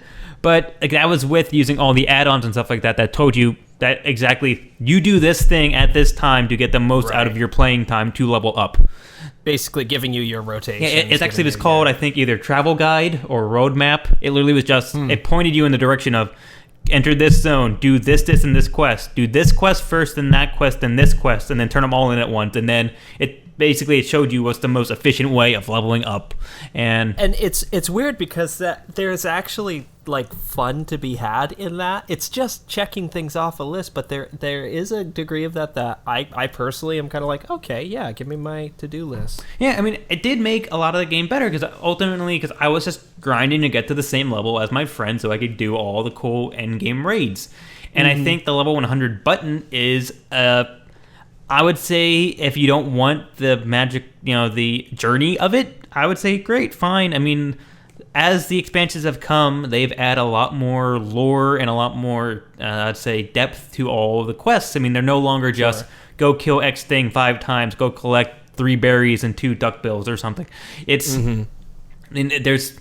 you actually are telling the entire story of the expansion while you complete the expansion in a much more enjoyable manner. So they have come a long way with WoW. So I think that's all well and good. And I think the last feature I'd like to touch on was they've actually added another element of RPG with this DLC. As whatever class you are, as soon as you step into the new world or the new area of the new expansion, you're able to get a quest to get your class specific, I think it's called an artifact weapon. Not artifact in what I was speaking before, which is you just give it to a low level. This is, I think it's called an artifact weapon because it's oh, I'm a paladin, therefore I get this cool looking two-handed hammer or something. Class specific. Yeah. So it basically what happens is throughout the DLC, the weapon levels up with you. The weapon itself actually has a talent and skill tree that you like you can design the weapon to be what you want it to be, more damage, more tank, more anything. So I think that's really cool, the fact that it adds another level of RPG. So overall, I mean, I haven't played it yet, but this expansion seems to add a whole lot to WoW, and I would say it is a good direction for Blizzard to be going in. Well, I know people are super stoked for it. I wish I have never been on the WoW train. I played it once years ago at a friend's house for half an hour. Yeah. You know, I liked it, but I was like, yeah, I have MMOs. You know, yeah, I've been trying to pull you on, and one of these days I'd love to get you just into the free to play, just for the first few levels, just to see what it would be like to have ATL MMO party. I know we still have to do that with the Old Republic. Oh, I'm so stoked for that. That was still on our list. I forgot that I have that installed. Oh my god, I'm really excited. But I still want at one of these times to have a WoW experience with you, just because I would love to go back into WoW just for the nostalgia of it, if anything else. I'll be your excuse to go on a nostalgia trip. Hooray! So, Legion, go check it out. Awesome. I think it's really good, especially if you're an MMO fan. And getting right back into it, the next half of our epic Gamescom extravapalooza. When last we left addicted to loot. What was the last game we talked about at the last Gamescom? I forget. I think The Crew or Ukulele. It wasn't anything uber awesome. But anyway, so we're going to break back into it on, I'd say, 3 really big high points for the both of us. This is kind of, I'd say, a subsection of the fantasy genre of Gamescom, starting with actually the game that basically won Best in Show for all of Gamescom, For Honor. Really? This won Best in Show? Yeah, it actually was... I mean, I believe it, but that's cool. Yeah, I forget exactly what the title is, but it boiled down to being like the best, I'd say the best booth and the best game. Or it got the major award for the convention given out by the convention. So this is Ubisoft's take kind of on a competitive brawler? Yeah, it is kind of like, I would say, the Dynasty Warriors for the new generation. Ooh, yes. But yes. Yes. It is a definitely... Vikings, Samurais, and Knights. Vikings, Samurais, and Knights. Each one kind of has its own premise. Like, I think it is... Vikings are extremely high attack, Samurais are mixed, and Knights are very defensive. It's cool because the video that they had, the Gamescom trailer, I'm looking at the Vikings and I'm like, ooh, that's very, very Game of Thronesy. That's cool. I think I'd like to play as them. Then the samurai come up. I'm like, oh, that's awesome in all the samurai kind of ways. I think I'd want to play as them. And then it goes to the knights. I'm like, that looks like Dragon Age. I want to play as them. So good job, Ubisoft. You've released a trailer for something that I want to be all of the things. Yeah, it's both. I would say it has a very strong single-player campaign that will take you, I think, through all 3 factions. So I think... Oh, does it? That's cool. Yeah, I don't think it's you pick one and then grind, and then you can go back and play the other 2. I believe it bounces you from different perspectives, different characters for each of the factions. So I think that's pretty cool. You get a feel for everything. But the MVP, the PvP part of this... which really is the MVP. It's that kind of game. Come on, let's be fair. It is a Ubisoft game. They're making it for PvP. Yep. It's a kind of a third-person brawler where you can put your character. First off, you can choose 4 different types of subclass. Like, you can be a samurai, and then you can be one of, I think, 2 or actually no, maybe 3 or 4 classes under samurai. They can be like the ultra lightweight guy, the 2-hander, or the tank, basically, for lack of a better term. Yeah. And it's third person. They have a match, not really match combat, but it is like if your guy's in a top stance and the other guy's in a top stance, you can actually block his attack. But if you're not in the same stance, the attacker always has the advantage because obviously you're not in the right position to block them. And then the maps are, I would say, a mix of things, but mostly they're capture points, but there's a lot going on. Like the single player campaign, you play through a story of a battle. So like, let's say you're attacking a fort. So first off, you got to fight through the front foot soldiers to get to the gate. So that's like objective A. Okay, you kill them off. Objective B, you have to figure out a way to open the gate because your battering ram exploded. So you have to climb up the wall, fight your way through to this lever, then open the gate. Okay, that's another one. And then it keeps on going, things like that, until you get to the final part of the battle, which is usually like you one-on-one with a mini boss battle kind of thing. So you going against like the master of the fort or like the chosen person you're trying to kill. So the single player uses the battles as a way of storytelling in that manner. That actually sounds really cool. And when I first saw it, that was my initial reaction. My only hesitation was, okay, so if this is the one they show me, I'm not fully sold on it just yet, because what if they're all just attacks and defense of the same breath with different covers on them? Yeah, so then I'm going, pretty samey. Yeah, like how many times can I climb a wall and it's still fresh? So that's what I'm thinking of. Okay, maybe I need to see a little bit more from the depth of the single player before I can say it's going to be a great experience. But the PvP, I mean, I was under the impression that it was exclusively multiplayer. So just hearing that alone is like, ooh. No, okay. there definitely is a single player aspect of this game, but the PvP actually, yeah, it does seem, I would say, far better. But I don't know how many times you can attack another type of person, even if they're a different type of class, meaning like samurai knight or Viking. I don't know what the longevity of the PvP will actually be. I know they'll give more maps, and the maps will be kind of cool, but once again, you're still using the same combos and same attacks and same defenses as before. So that's my hesitation. It's like, how much fun is that? I almost feel like the single player could be much better than the multiplayer because of that. Yeah. I played a game, Blade Symphony, which is out on Steam. I don't know if it's actually technically out or if it's like one of those like doomed to early access forever kind of games, but I have it and I've played it a couple of times, and it's kind of coming from a similar school of thought, and it's only multiplayer, and it's only match combat. You're on basically a field with a bunch of other guys, and you challenge a person.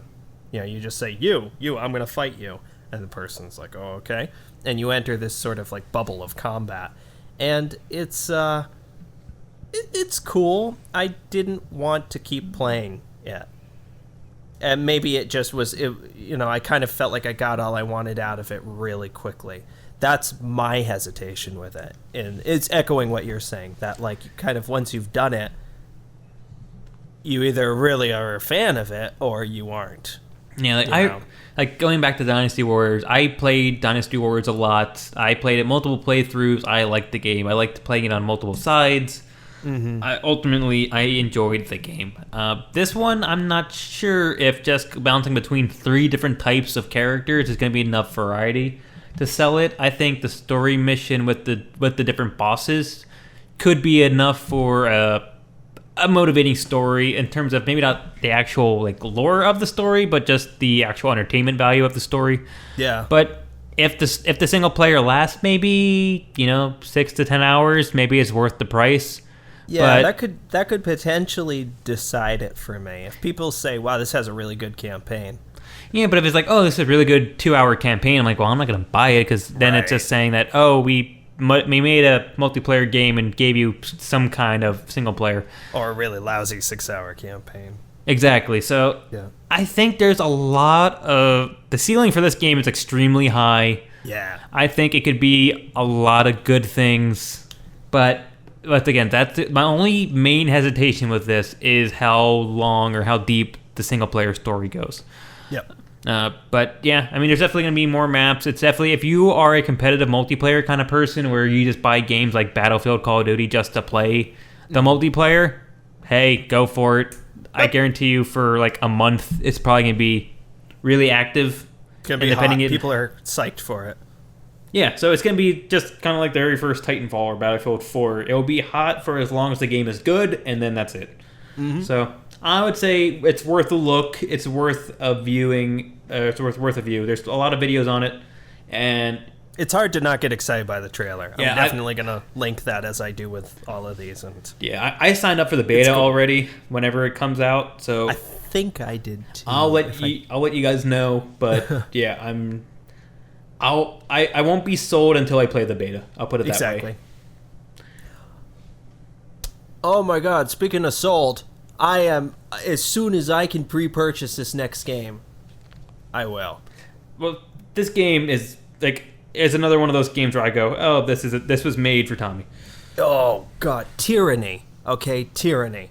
This is Obsidian's next RPG following up from Pillars of Eternity. This could potentially be the best game of all time. And as I don't really say that very much, you know that I mean this very very seriously. Wow, Tyranny, I am so stoked for this. This is, if anyone knows Obsidian's style, they are known for such stellar hits as Pillars of Eternity or New Vegas. I think they wrote New Vegas. Yep. The Stick of Truth. Yes. South Park's The Stick of Truth. They are known for excellent narratives. Excellent, just like fans of deep, meaty fantasy novels. These are your guys. Even more than BioWare. BioWare is really good for characters. Obsidian is really good for narrative in general. Just like they go all out with lore, and they write a story and they stick to it. They commit to it. Tyranny is this really cool concept. And it's funny because when I first saw an article on this, it didn't really catch my interest because it sounded like an indie game pitch that would be like, oh yeah, I'll see that when it releases. And then I realized, oh wait a minute, no, that's Obsidian doing that. Okay, hang on a second. The premise is that the bad guys have won. It's a fantasy universe and the bad guys have won. And I think, I don't quite have this down for sure, but I don't think that you're necessarily like a right-hand person of the bad guy, but you are a force of their tyrannical empire. Yeah, I don't think you are inherently like an evil person. I think you are a higher end person in the organization of the winning empire who just so happen to be the evil empire. You're the occupying force in this invaded land. You're, let's just say, like an upper end officer of the force. Basically, everyone is dead and wiped out. Your kingdom or whoever you're serving is more than won the war. There's like one small pocket of resistance, and you are the person that they deem to be put in charge of cleaning everyone up, ultimately, or overseeing the very final cleanup. And they seem to be really committed to, this is a game that you need to play multiple times. You are just going to get absolutely the most value. And I think they said that the campaign is like 20 hours, maybe even less, which is really good. That's really important because if you're going to play through a game multiple times, you don't want it to be an 80-hour game. And one of the shining things that this studio gives you is every little second of the campaign, all your little decisions, even every little quest you do can completely change the narrative, because ordering in this type of game matters. Ordering in a game like Skyrim, ultimately, you could be the king of Winterhelm or whatever else, and you're still gonna, oh, would you fetch me a bucket? But in this game, the things you do and the order in which you do them completely affect the rest of your experience throughout that one playthrough, and that's their goal of having all the multiple playthroughs. If they've created a game that's shorter than your average RPG, but intensely customizable based on your decisions, that is potentially the best game of all time forever. It just is amazing to me, and I am a huge fan of. I have a very weird relationship with Pillars of Eternity. I love Pillars of Eternity. It's probably the best game of all time. I did not finish it, and it's through no fault of the game. I stepped away from it for a couple of weeks. I had logged 20 plus hours into it. I got really well into the campaign, really invested in the characters that it was making, but also it did this really cool thing where you could create custom teammates. So long story short, my Pillars of Eternity character was a character that I used to play on an MMO way back in the day, and so I made some of the old friends that I had on that MMO as teammates in Pillars of Eternity, and that was a really cool feeling of it's us, it's the whole gang back together, even though you're just empty, hollow AI husks of your former human selves. But let's not get into the morality of this right now. And I really loved it, but I stepped away from it for a couple of weeks, and it snowballed into, well, I'll get back to it, but boy, I'm losing track of where I was, where the story was, how I played, and now, like, a year has gone by, and it's like, oh, I probably will need to start that over, won't I? Yeah, it's almost like it's so daunting to get back into it because you want to just keep the narrative going that it's almost like it's worse to jump into a game that's already been set in motion versus just restarting. Yeah, because I may come back in and I may have been underway with some process narrative-wise and forget where I was and jerk it sideways and be like, oh, that's right, no, I was doing this or doing that. And it's tough. I really do want to probably finish this before Tyranny comes out, but I don't know if I will. I do immensely recommend Pillars of Eternity. It is one of the most lushly written games. It was basically their homage to old Infinity Engine games, so the original PC version of Baldur's Gate, Icewind Dale, kind of Neverwinter Nights, not really, but that same isometric mentality. Combat, I would recommend putting it on the easiest difficulty for this one, because the combat is, if you're not familiar with that system of combat, it's hell. It's just, ugh. So especially if you're in it for the narrative, just dial it down to easy. You'll have a hard enough time anyway. So when you say that style of combat, what kind of combat do you mean?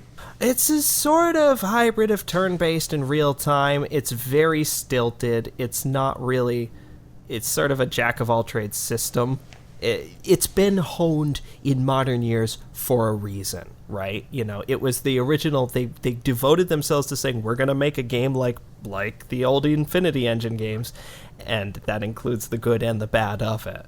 So while it has this amazing hand-painted like artwork, or at least it looks that way, it has kind of the old trappings of games before the kind of kinks were ironed out and they hit the happy medium that something like Dragon Age Origins did. So it's a older, stilted kind of point-and-click system of combat positioning. Engagement is a thing, so you get engaged with an enemy, and I hope I'm not mixing this up with Divinity, because there are elements of these two games that are immensely similar, but I believe it was this one had engagement. So if you get engaged in combat with an enemy and pull away, they get a bonus. That I cannot recall from the stuff I've seen or read from it, but one thing I think that is another level of Tyranny that we would like to, I would say, or should be accented, is the fact that the character creation at the very start of it will affect your narrative. Yep. To the point of, if you choose that your background is that you used to be, let's say, a gladiator, and you just happen to work your way up through the ranks or something, people will interact with you in the fact of, oh, didn't you win that one championship match against Steve? And you're like, yeah, I did. And you're like, oh, that's cool. But then... I mean, it does the thing that Dragon Age Origins did. Dragon Age Origins, which really legitimately is my favorite game of all time. I know I don't really say that about a lot of games, so... but truth be told, Dragon Age Origins may actually be my favorite game of all time. But where you played the Origins, this just is giving you the origin and infusing it in the game, so... Yeah, if you're old... Like just reinforcing another example would be, if you're old... if your background was that you're like some kind of, let's say, famous diplomat or famous banker or something, you might get different type of trade or interaction options with stores that you wouldn't otherwise, because like, oh, we know you're that guy who did a lot of cool treasury things. or maybe your background was that you used to be an old like street rat and you used to like be a thief, and that's the only background that lets you steal from shops or something. So, I mean, it does, as soon as you start in the game, it completely reinforces the narrative that you're choosing to make your character. It's funny because a lot of games like to pride themselves on, we're classless, be whatever you want, be whoever you want. I like that, but I also want to specifically craft who I am. It's not that I want a classless system, it's that I want to pick my perks very specifically. So, for example, saying, yes, I'm the street rat character. I'm the only one who can maybe pick locks, No, exactly. Rather than, anybody can pick locks, anybody can shoot a bow, anyone can wield a greatsword, which like Skyrim kind of does. Yep. Well, sort of somewhere in between is where I'm happiest. Now you can completely kind of compare and contrast that with the other very similar big showing at Gamescom, which is Divinity Original Sin 2. Another game on your, I would say, on your radar. This is another Tom game. Probably not the best game of all time, but Divinity Original Sin, and this is really funny because Divinity is part of a series of games. Another fantasy RPG, for those unfamiliar. There was like Divinity, games, and then there was Divinity Original Sin, which came out a few years ago. Yep. And so this is Divinity Original Sin 2. So it's like, getting that sequelitis problem. I didn't even mention during my Battlefield 1 talk about how frustrating the name of Battlefield 1 is, but I think I talked enough about that last week. Divinity Original Sin is a real toughie for me because, unlike Pillars of Eternity, I started Divinity Original Sin 5 times. Never progressed just really at any substantial amount. And this was one where it's like I started it, I picked it up, I think, in early access. I played a little bit of it. I thought, this is really cool. When I'm ready, I'm eager to play more of this. Then I started it again. And I got a little further. I was like, there's another game right now that's catching my interest, and I went and I played that. Then I started it a third time because it was the thing of stepping away from it for so long. It's like, I might as well start over. Then a fourth time I started because they released like a big enhanced edition to it, which it added controller support. It just changed a lot of things for the better in the game. Played that a little bit. I was like, okay, I'm going to commit to this. I'm going to really commit to this. I did that one more time, and I just said, I can't. Something about this game. I'm dinging off of this game that should be made for me. And I never have been able to identify what it is.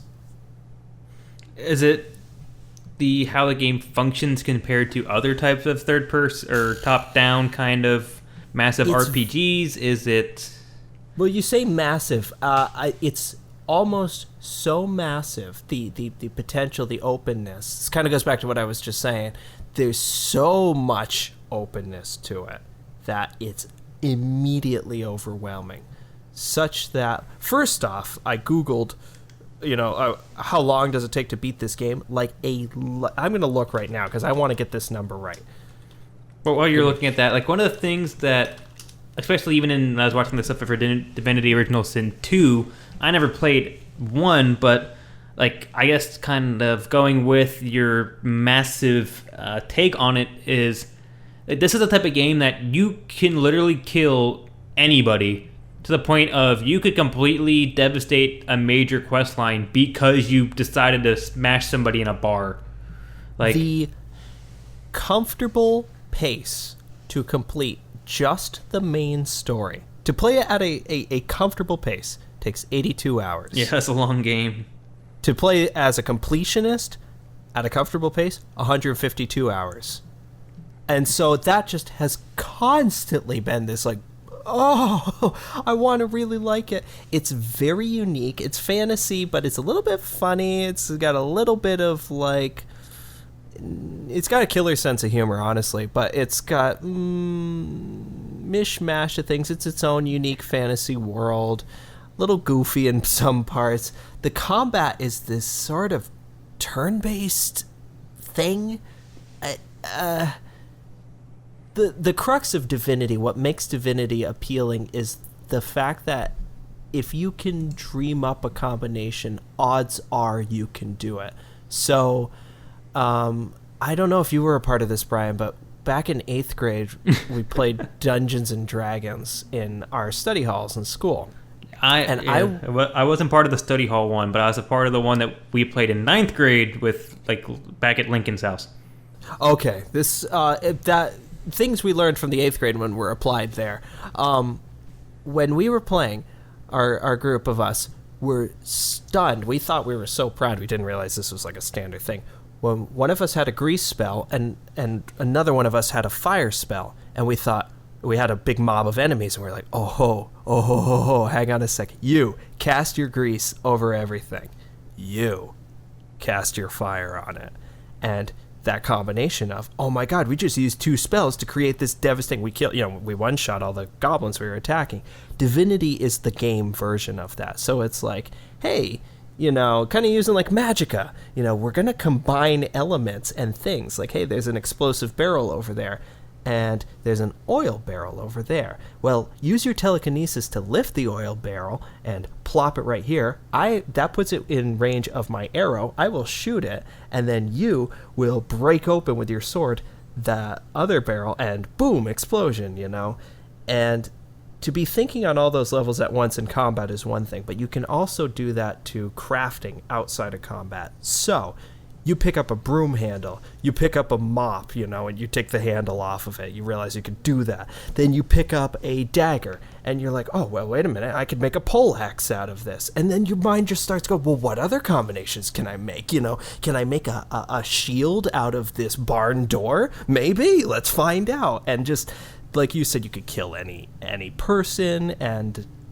there's just so much of systems and openness and potential that I just get kind of like a miniature heart attack and close the game. Well, one thing that, once again, kind of filter into even that kind of concept is, I think in the second one, or the one that's coming out, that's the other big thing about Divinity, is that you can actually play it with 2 people, like 2 live players.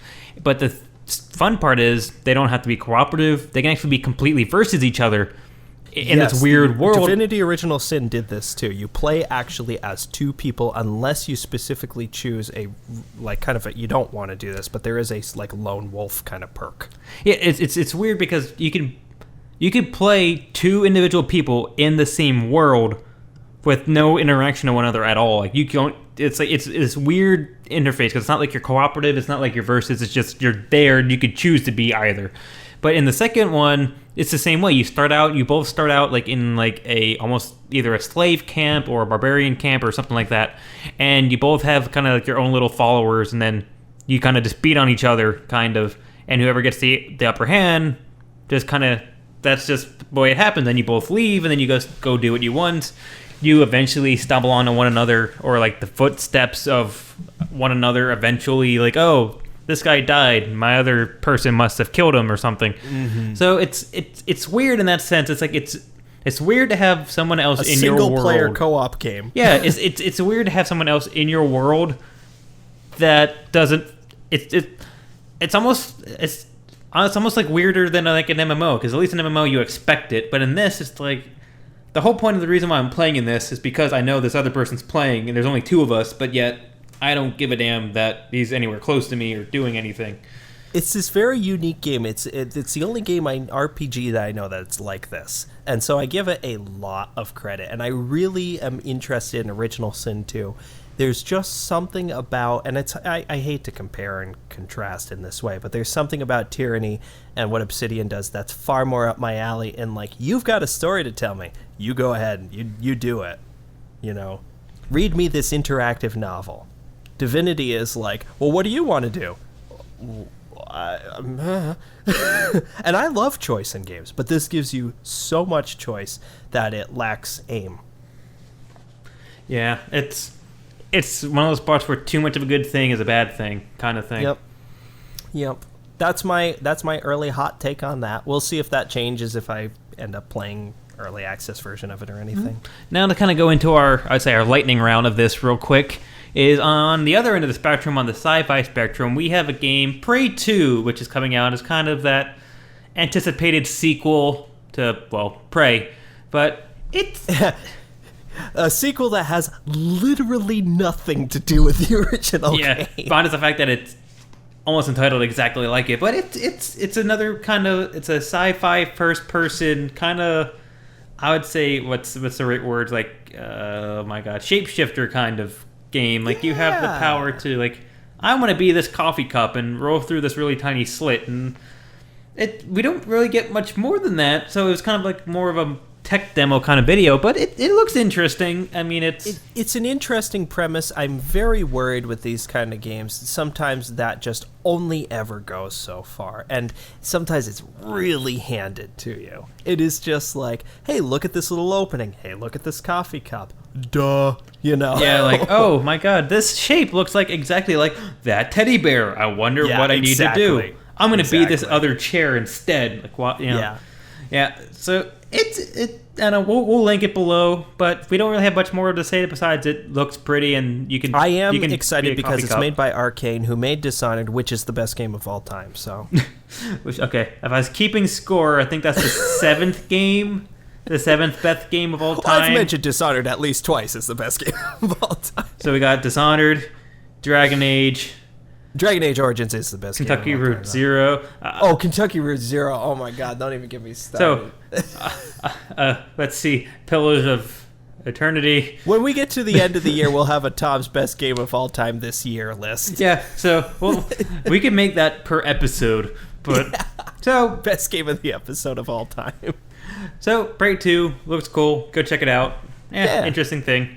Another game, The Surge, which is if you wanted to take Dark Souls meets Metroid Prime meets System Shock in once again a uber sci-fi universe. You get The Surge. It's what a combo. Yeah, it's another one of those games where I would say in terms of function, in terms of storytelling, it's very much like the old Metroid Prime games, like the one that very first came out for the GameCube.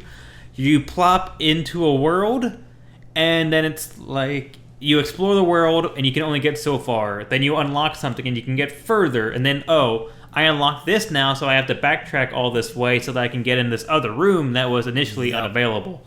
That kind of thing. Metroidvania system. Yes, exactly. So it's like iterative storytelling because you can only get so far with what you got. And then it's Dark Souls-like because the combat is very unforgiving, but very deep. Like, you can specifically target an enemy's arm in the way of, I don't have that technology yet. Let me rip off his arm, and I now have this technology. It's weird, but it you works. have that embedded in you. I want that. Exactly. Like, I think in the one video they show the guy, like, specifically, hey, that guy has a helmet. We don't have a helmet. So he specifically targeted the helmet with all of his attacks. When he eventually died, or the helmet came off, hey, he guaranteed got that loot and that technology.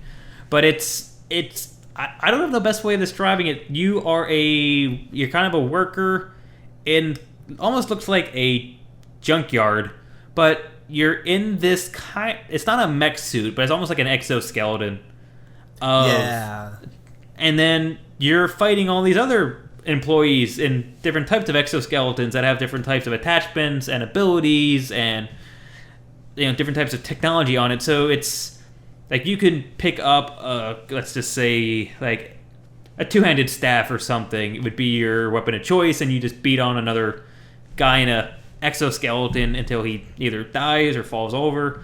And as one does. Yeah, but it's Dark Souls in the sense of you have to time your attacks and your dodges, and all enemies, regardless of size, have a specific trick to beating them. Or like the one boss battle they showed, you can do it in multiple ways, and if you do it in the most perfect way, you get additional rewards. Like it was something they showed it where the guy just did it in the very straightforward manner. He dodged a few times, he tricked it to attack itself, and it eventually died.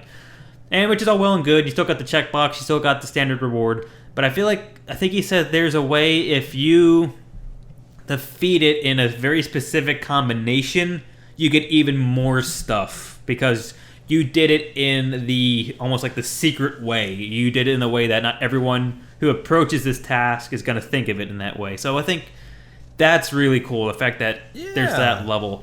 And as you go, you kind of have a home base that you can that you store your technology and your research and your goodies, and you can just constantly change as you go. Each new weapon you choose to use have a different type of feel to it, whether it's heavy swings or really quick attacks. So every time you change up your character, you do feel a tactile difference in it, and I think that's one of the ways this game shines, at least the gameplay video we've seen so far, anyway. Yeah, I'm stoked. I'm going to be watching for more of this. Yeah, I think it's a really cool game. I think it draws in a lot of different people. My only thing is, with the Metroidvania type of gameplay, it either makes the game perfect or it makes it a pile of crap. Because it's either, like Metroid, it's either so motivating and so rich that you want to just keep on revisiting all the areas to gain full completion, or it's just so dull and lacking that you don't really care about the area or what you're doing, or that's what makes or breaks it. You know what I mean? So like it's a double-edged sword. It's high risk, high reward kind of thing, and a lot of places usually fail at doing it. But I need to see a lot more before I can say whether or not this is going to do well or not do well. Do they have a release yet for it? No, I think this Gamescom was one of the very first times I've ever seen it, so I think it's still not even close to beta kind of thing.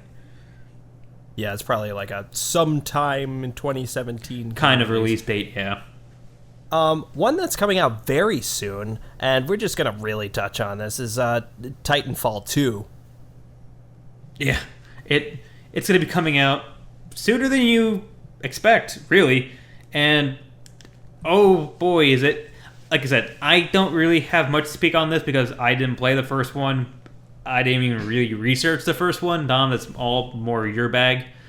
Yeah, I really liked it. It gets a bad rap, but rightly so, of it was a great game for a month, and I don't know what it was. It didn't really have holding power. People didn't really... The DLC kind of broke the base as that kind of, hey, pay to have these maps. Well, you don't have these maps, so you can't play with these people, and these people can't play with you, etc. And it just was like a bad system that finally got ironed out in general in the game world, but it was a victim of its time. Titanfall was a really excellent game. I liked it mostly for the out-of-Titan combat, because what was really cool is you could call in a Titan, but you didn't have to necessarily man it. You could say, hey, follow me around, or hey, patrol this point, etc., etc. The pilots had this really cool traversal system, which is literally Lucio in Overwatch. So naturally, sort of self-fulfilling prophecy. Obviously, I love Lucio because I loved Titanfall's pilot mechanics. There was a lot of kind of jetpacking about. You could do wall runs. You could hang on a wall. You would jab your knife into a wall and hang, and then shoot guys from a perch up there. So that was really cool. I don't know if I'm going to get Titanfall 2 because I did...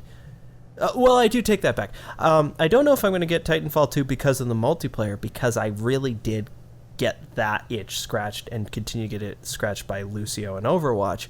But Titanfall 2 is coming out with an actual single-player campaign. Actually well-vetted, well-made. It's going to be actually a single-player game with multiplayer, not just a multiplayer with a few single-player missions. Yep, which is what Titanfall 1 was. It was literally multiplayer matches with a kind of like a sort of cutscene in between. Yeah. Not even. But it supposedly has this really cool, I'm friends with my AI robot kind of story. Probably going to make you feel emotions. Oh boy. Oh boy. I am excited on that regard. It has received some flack, and I thought it was worth mentioning because it had a beta, or has currently a beta. Had a closed beta. Yeah. Just for consoles, because they didn't want PC players getting into the INI files, I guess, and reading scripts or whatever, and spoiling the story, which is like, fair enough. We will do that. But it got some flack because people didn't like it by comparison. Yeah. To the first I think one. a lot of the times, I think the reason what they didn't like about it was they so offset the pace that was achieved in the first game by making Titans if you're alive for long enough, you're going to get a Titan. You need to kill enough people to get a Titan. So they said the time between Titans was so much longer that it felt like the game was dragging compared to the first one. Right, they really did. The problem is Titanfall did have a really good system. It just didn't stick. Yep. people didn't stick around playing with it. So I'm eager to see how they iterate on it. I hope they fix it because obviously they wouldn't be making Titanfall 2 if 1 wasn't the success that it was. So surprisingly, before Gamescom even ended, they released the updates that they were trying to make from the feedback from the first gameplay trailer or the very first gameplay video. Yeah. So I actually watched a little bit of the IGN's live post initial repair from the initial feedback. So the fact that they're trying to put that much effort into this is a good sign. I think that they're really oh, come on, we don't want to fuck this up. Exactly. And I don't know if it's enough to make me want to buy it, but I'll keep up with it. Yep. Maybe if there's an open beta, I'll try it because I never tried the first one, but we'll see. Blasting right along into our space portion, Elite Dangerous, which has been kind of hanging around. It hasn't died yet, but it's not really living. It has a pulse. It's adding a brand new little feature, which is passenger transport, which I think is the very first time I've heard about it in a space game, which is basically you can buy a luxury transport ship, and then you can do kind of just transport missions. You can pick a mission that says, transport this really pompous actress to this other galaxy because they have a movie shoot there. And if you get there in the right amount of time, you get money. If you don't, they literally can just jettison out of the cockpit and just go, screw you, I'm going home. That's my favorite part.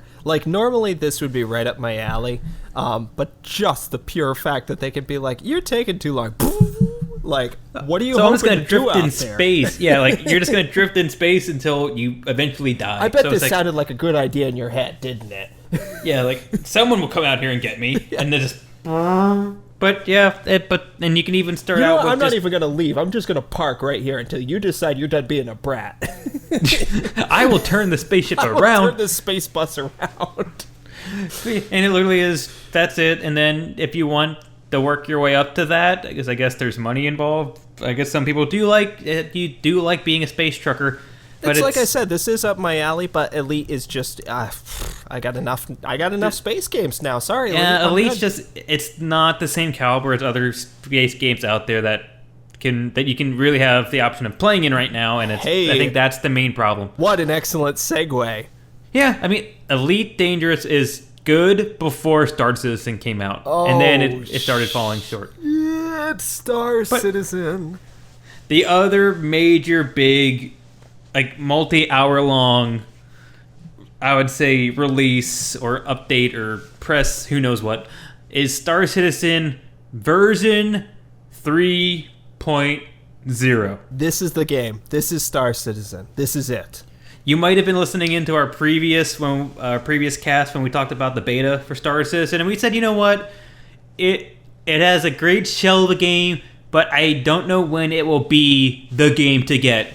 Well, we just found out. Voila. It's at Gamescom. It's funny. They've already showed it. I was listening. It's at Gamescom. Go home, everybody. They've done it. They've done space. It was funny because I was listening back to last week's episode and I was like, yeah, Star Citizen. I guess they're going to have some kind of small announcement. So that could be kind of interesting.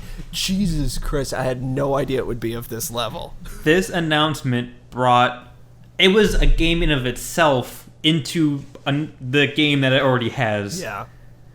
I don't even know where to start. I was going to say, do you want to break into it? Because I don't even know where to begin. It's okay. So we can start out with easy stuff. They added 2 or 3 new ships that, people could see, but they couldn't actually drive. Now they're going to be fully playable. There's going to be exploration ships as well as multi-person ships that are either, battle ready or just basically exploration where there's no weapons. It's just one person's flying and one person's manning sensors to the point of you have a 2-person hold where one person's literally at an engineering bay working at it. I'm so stoked. That's so cool. I know the fact that this is truly multiplayer or multi-person ship, not even combat, ship control. You can have a pilot, a co-pilot, gunners, and an engineer. The biggest ship that I think was even, I would say, I'm looking for a word. The biggest ship that can even be shown off, that's at the point where it can just even be a shell that you can walk through right now. That's able to be, I don't know, like an exhibit, if you will. Mm-hmm. I was watching a video on it Okay, so it has this massive single-person cockpit, which is literally just you fly the plane. It has instantly right above him is a gunner cockpit, which is literally like if you were Luke from Star Wars. You literally just move around in the seat and pull the trigger. That's it. Then there's 2 side ones, one underneath, and a tail gunner, all of which, are around a ship that has sleeping quarters, a torpedo bay, a bathroom. This is the culmination of, if you're a fan of, I don't care if you're a fan of Star Trek, Star Wars, Firefly, Mass Effect, anything. You're gonna be happy. And then, not only that, at the very basement of the ship, or the very base of it, there is an engineering bay where someone can literally just stand there and go, your pilot says, give me more boost, and you turn down the shield so you can turn up the engines. FTL. You literally can do that. And it's to the point of, just for instance, we're flying between planets. It's going to take us 5 extra minutes. Tommy's just sitting there, rocking out to his iPod in the cockpit, flying in a straight line. Wearing a Hawaiian shirt. Me, Bobby, and Jim are just kind of like jumping around the inside of the ship because it's a ship.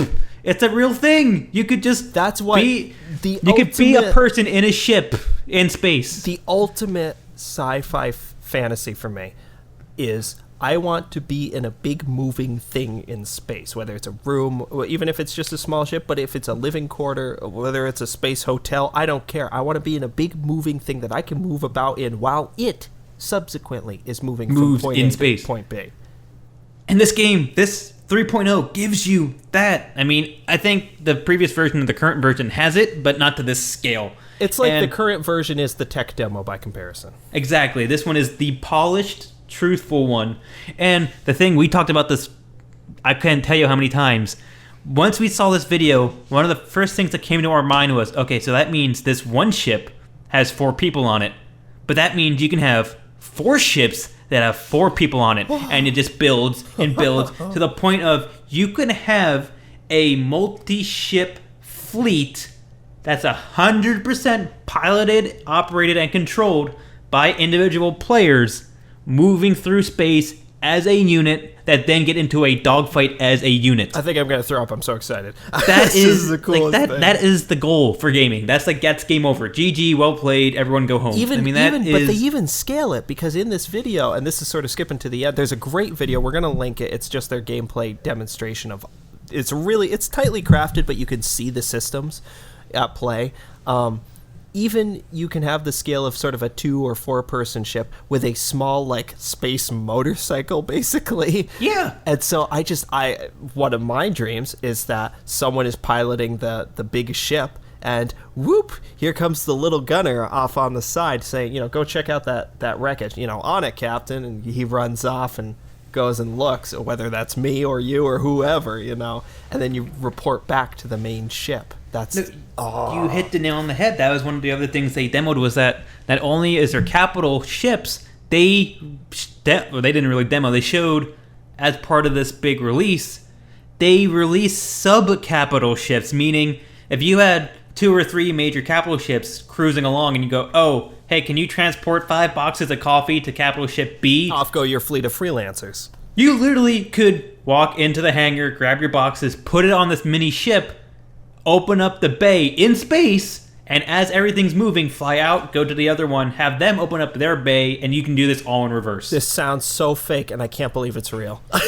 And just like you said, part of the mission that they demoed, one of the guys had to stop the ship, the other guy had to go to the back end, undo the airlock, open the ship, jettison out with a jetpack, fly to the wreckage, and then go inside the wreckage. Mm-hmm.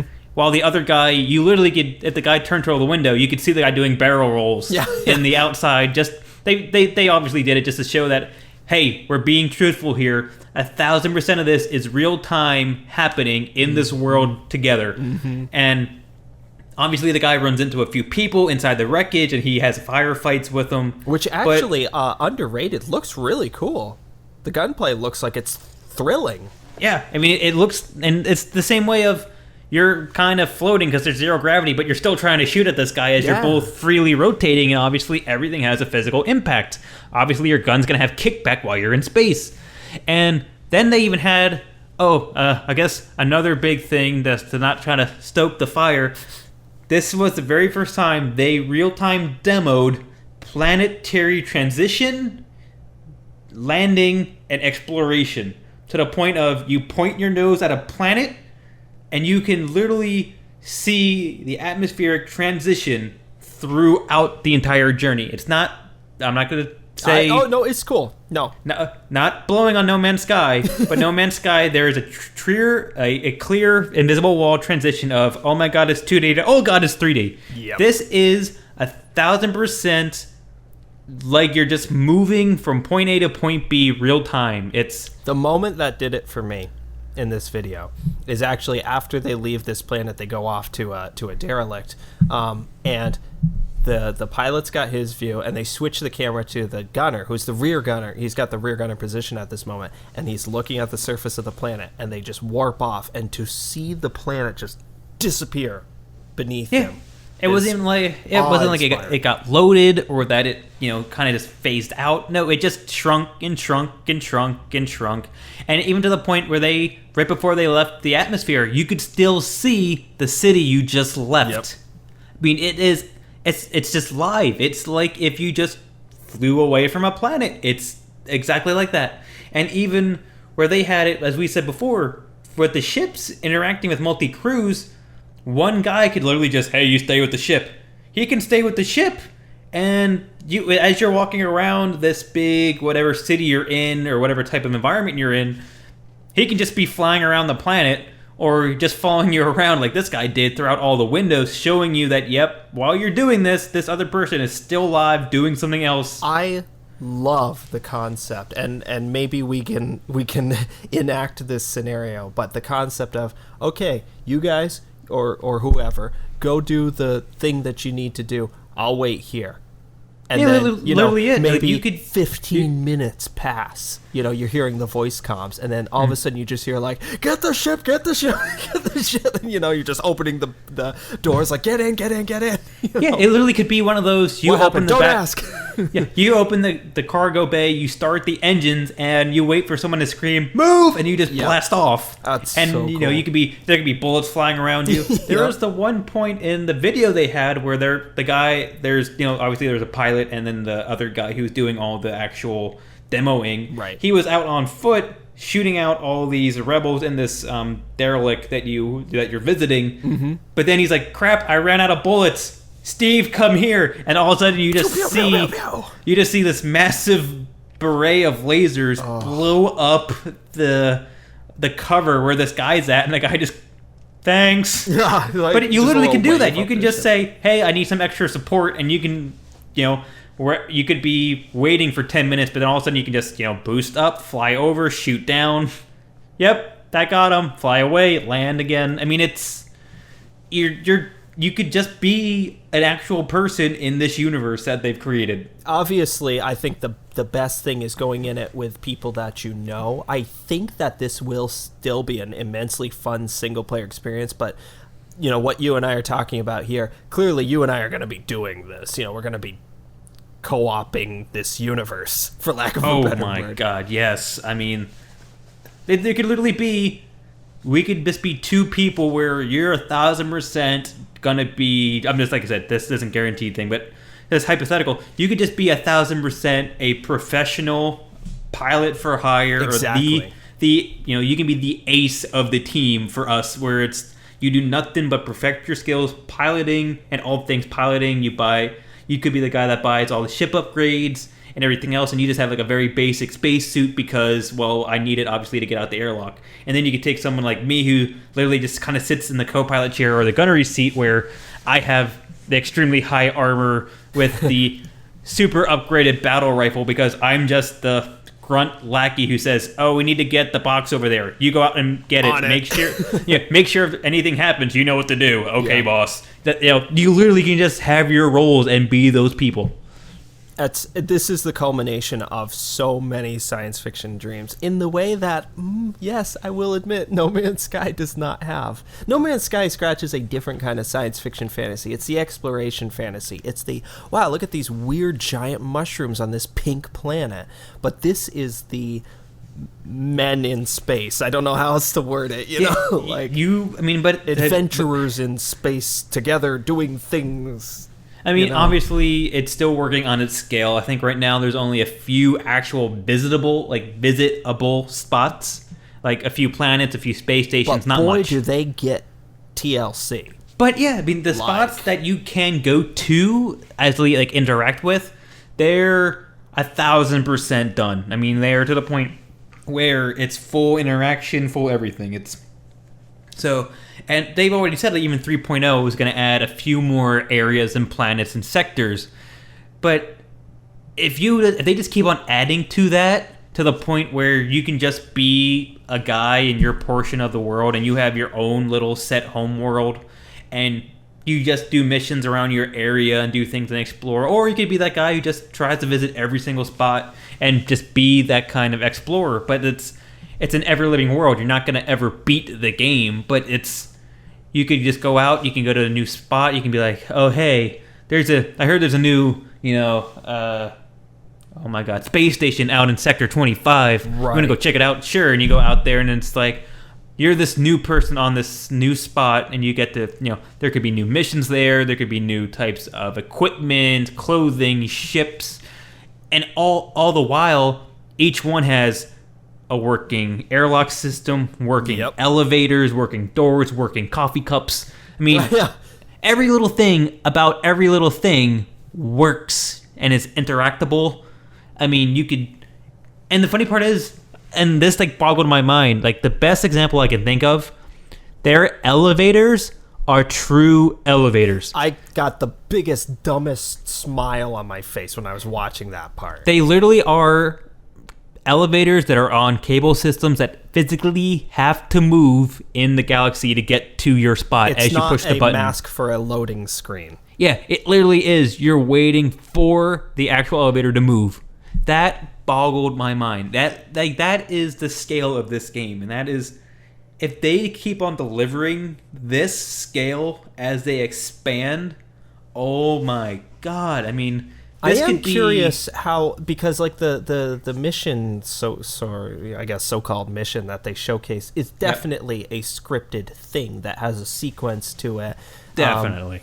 So I'm under the assumption that you only really ever can do that once, right? You probably can't repeat that. Or what? How are they going to do that? I think it's like a mission chain that obviously affects your standing in the galaxy with at least certain NPCs. So, to not spoil, I'm trying to think of, but without spoiling the ending, the result of this mission obviously affects the way you're going to be perceived with the NPC who originally hired you for obvious reasons. Does that mean that your quest chain is just over with that guy? Does that mean that you get a new optional quest chain to then counteract what just happened with said NPC? Are they going to treat it like modern MMOs where it's okay, here's this season's story? Yeah, I have a feeling it's going to be story. I think it's going to be something maybe weirdly enough, kind of how Elite Dangerous does it. It's they evolve, missions evolve. There's going to be, obviously, you can only do this mission probably once, and you can only do this quest chain probably once, but there's always going to be the option of more quests or more quest chains or more missions just randomly spawning at any given moment. They already do have an example of that with the comm relays, where in the current 2.5 version, which you can play right now. I don't know when 3.0 is coming out. I think they said the end of the year. But the current 2.5 version, there's this just repeating mission where it says go to a comm relay, fight off a couple pirates, go in and fix it, get a couple credits. And so that's kind of a good example of the emergent quests of, these will always exist. That will always be the same loop. I really think this game's going to evolve similar almost to the way of Eve, where you're always going to have your missions, and your missions are going to be there for new people, as well as if you just want to get more lore or just want to just exercise the capability of the game. However, this game will eventually evolve into real people making real kind of either factions or individual ships going into other real people, to the point of you make an unofficial, official, set of people, and instead of having missions, you're just going to be, we're going to patrol this is our planet now. Well, I've we're already, because it. I actually purchased the game. I don't know if I made that point last week, or the week before. I actually bought the game, so I have it now, and I've gotten some invites from guilds. And it's interesting to see the way that there's a degree that they're role-playing it, we're the Dragon Organization, we do, trading and piracy. And it's like, they've got this kind of role-playing element, but anticipating what the game will ultimately provide. And it's cool to see that. These aren't, targeted at me specifically. These are kind of like, hey, new player, join our guild. But it's got me excited for the prospect of player-run factions by way of Eve. And I think that's where this game wants to go. I think the game wants to make it so that it's making a universe that literally is player-driven as well as player-created. And I think it's going to be where the people in it will drive the game. It will drive kind of pseudo-unofficial quests and missions. And it could literally just be, Tom invented this faction. After a few months, it grew to power in this one portion of the galaxy. So now you have we have the biggest cartel running ring in the western sector 27 galaxy. And because this doesn't have an end game. It's not like you level up. You're just a person in the galaxy. So then you can be like, oh, hey, Space Fighter Guy 257. Yeah. Your mission in the guild for today, since you logged on, is to go transport blankety blank to this from the guild space station or something. Right. And if that actually can get to that level, it's going to be amazing to have that level of interaction. And that's the other big thing that 3.0 is debuting that we forgot to mention. The very first debut of professions. Trading, mercenary, bounty hunter, transports, piracy. The very first initiation, the very first installments of other ways of getting money besides repairing arrays.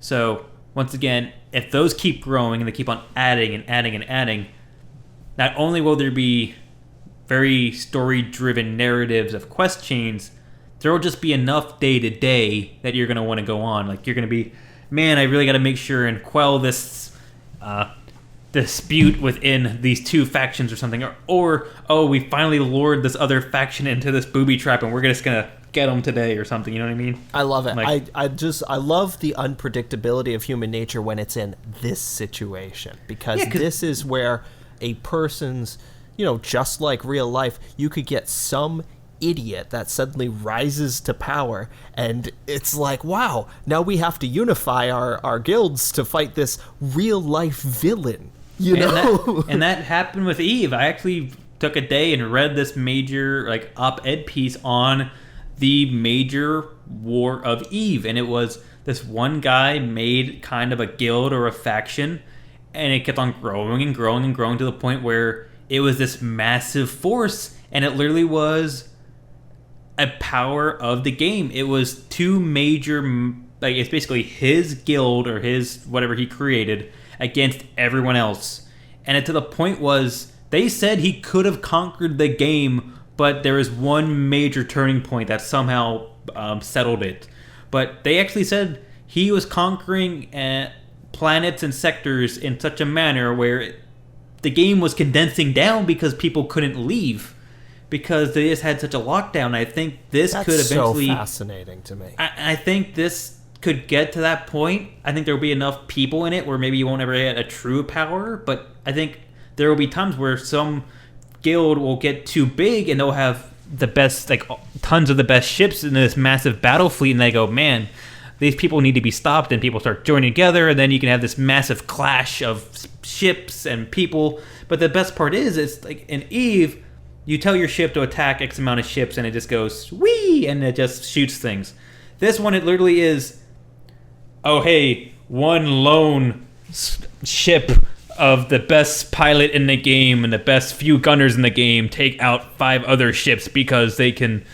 the coordination their coordination and skill is unsurpassable. You know what I mean? You could have the point kind of like in all sci-fi space movies where one lone starship takes on tons of other fleets by himself just because he's a better pilot. And you could potentially have that. I mean, it might be hard depending on how advanced ships get, but you could realistically have a tiny ship destroy a big ship just because they know what the heck they're doing in a much better manner. That's a really interesting thing because that's a stark contrast to Eve. This comes down to actual video game skill as well. It's not just tactics. There is an actual can you shoot the man with your mouse well? Because that's important, Yeah, I mean, obviously it could be that a capital ship's gunnery bay is so powerful that it only needs one hit, but once again, you still need someone to physically track and target that one hit. And that's where you get to the point of saying, look, this guy is, an old hat at FPSs. He knows his way around that. You are going to be my grunt. You're going to be my tank, basically. Yeah, and the other thing is, I just thought about this. You could have planetary invasions. You could have it where someone is holed up on a planet. Blockade. Just thinking, you could have non-combat transport ships, which are loaded to the brim in the cargo bay of just other players. You could literally hover by the ground, everyone jump out, and you can fly your transport ship out of there before anti-air guns or something takes it out, and then you could under the illusion of being a goods transport. Yeah, you could literally just be you could have a first-person shooter land war without any ships. This game gives you that leeway too. You could have potentially a ground battle for position on a planet. Oh my god! Or just even coming invade in with another shipment, sir. Of what? Of your doom. You know what I mean? But it doesn't have to be one ship. Maybe you have enough coordination where you have 5 ships loaded up with 20 guys each or something, and you just fly in. Guns blazing, one ship goes out real quick and you lose all 20 men, but then the other ones make the beachhead or the spaceport. They actually are able to get inside of it, and then you have to go through this internal battle of wherever you're fighting on foot and not just ship-to-ship battle. How freaking great would it be if that infiltrated a known player trading system? Okay, this is the whatever federation, the corporation that does trading between this system and that station, and then somebody works it out that's okay, we're going to use your ships to stage an invasion on the station. I mean, it could happen. I mean, god, I'm salivating at the concept. I mean, you would have to get to the point where there's truly non-NPC stations, planets, areas, colonies, something, because if there's any NPC control, it might limit it. But if you, Eve is able, you can build your own space station in Eve, and it's just the guild space station. I don't know if Star Citizen will have the scale to do it, but if they do, you'd almost be to the point where you'd have to, purchase NPC drones, if you will. Which just to man precedent exists. Yeah, but to just man your space station so that while your entire guild is offline sleeping, no one just... oh, hey, it's undefended now, let's take it. You know what I mean? It could be that level. I mean, maybe it could work out to be that way. I mean, we haven't read anything that says there's concrete evidence to it, but hey, speculation is maybe. They've burst open the door is the moral of the story here. They have absolutely said, hey, we have been working. In case you're curious, we've been hard at work. Oh my god. And could you imagine what even... imagine what 4.0 could be if 3.0 gave you this. It's mind-boggling. I really would know. I have no idea what else they could give. Did they talk about housing? I can't remember. Right now, housing is just you purchase a kind of a quote-unquote bunk in a planet or a station or something, and then that basically allows you, no matter where you go, if you die, you spawn at the hospital of your quote-unquote base planet or home planet. But I don't think, as of right now, they have... I bought a house on Corion 7. Yeah. I don't think they're there yet. Because I'm curious how they, with a game like this, how they could integrate that with a ship, such that your ship is your house, or it's your very residence. well capable. I mean, some of these ships are big enough, especially if they get... because right now, the biggest ship isn't truly a capital ship. It's pretty close. It's like a multi-person gunship. It's not really a capital ship to the point of it's this hulking, slow-moving mass of a thing. A city in space. I don't think they have Imperial Star Destroyer. Exactly. Crawl If they do get to that point, I mean, which would be amazing, then maybe you could have like its own internal economy as you fly between sectors or galaxy or stations. But but that also means that there needs to be a pilot for this thing. I mean, it's who's flying this planet? Yeah, but who's flying this city? If they wanted to make something of that scale in this game, you would need God knows how many real people or NPCs to man each and every gun bay, missile bay, repair bay, engineering bay. That's what it comes down to when you say NPCs. You would probably hire on. Yeah, but you could even have you could station your own ships in your own capital ship as a faction, and then just whoa, into a planet, and they go, oh my God, we're under attack, and all of a sudden everyone in the faction gets into their ship, and then one by one they zoom out of the hangar or something. You know what I mean? Like that could just be epic. I want that now. I mean, I really hope they just take it in these directions, and that like 4.0, 5.0, 6.0 just keep growing in these areas. The coolest thing is that it seems like they are.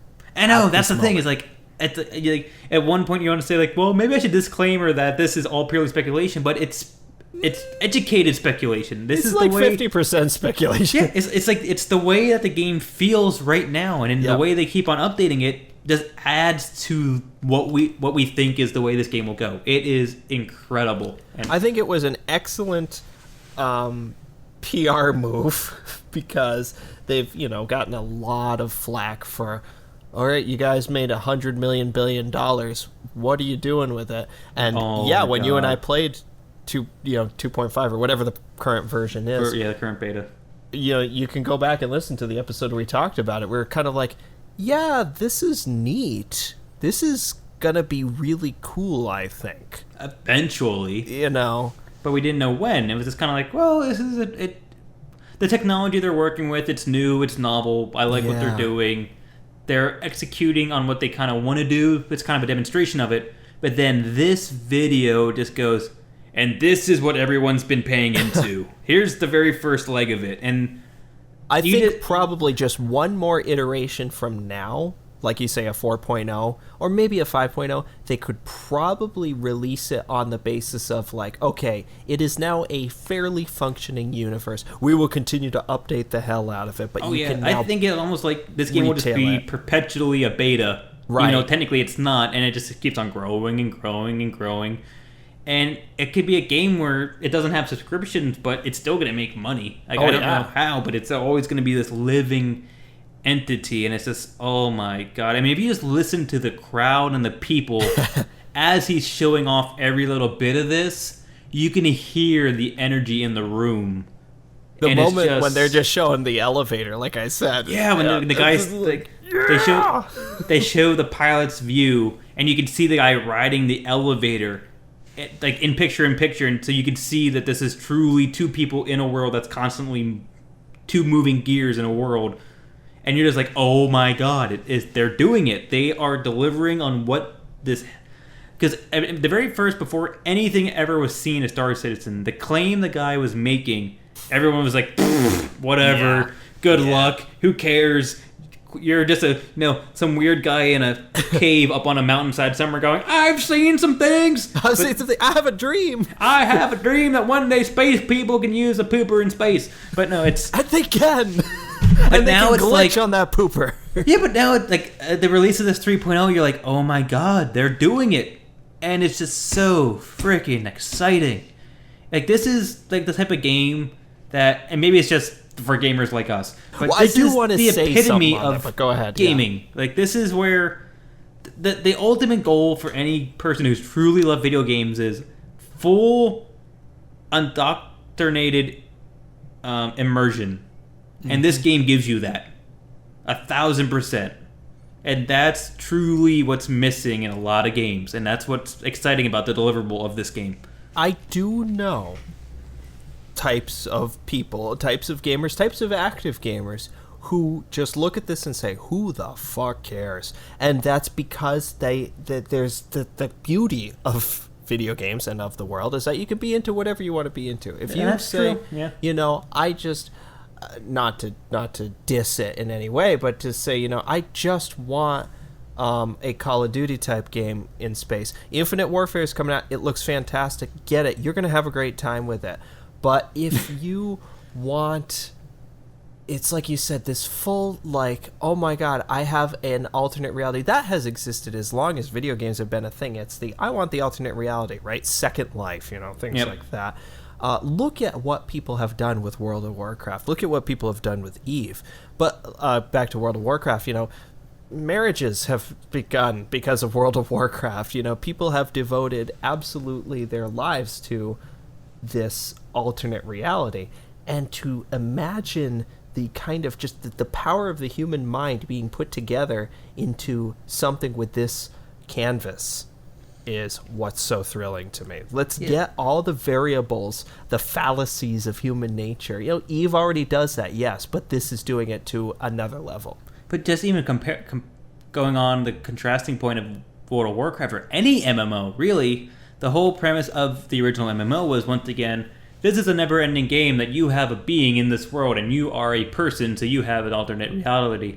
But even still, you can just sit in a chair in WoW. You know what I mean? Like, you can't say, I'm going to move this cup over there, I'm going to buy this building, or I'm going to move here to here, or I'm going to take 20 people and conquer this kingdom. It's still scripted immersion and scripted reality. Star Citizen promises and seems to be delivering 100% unscripted immersion to whatever you want to be.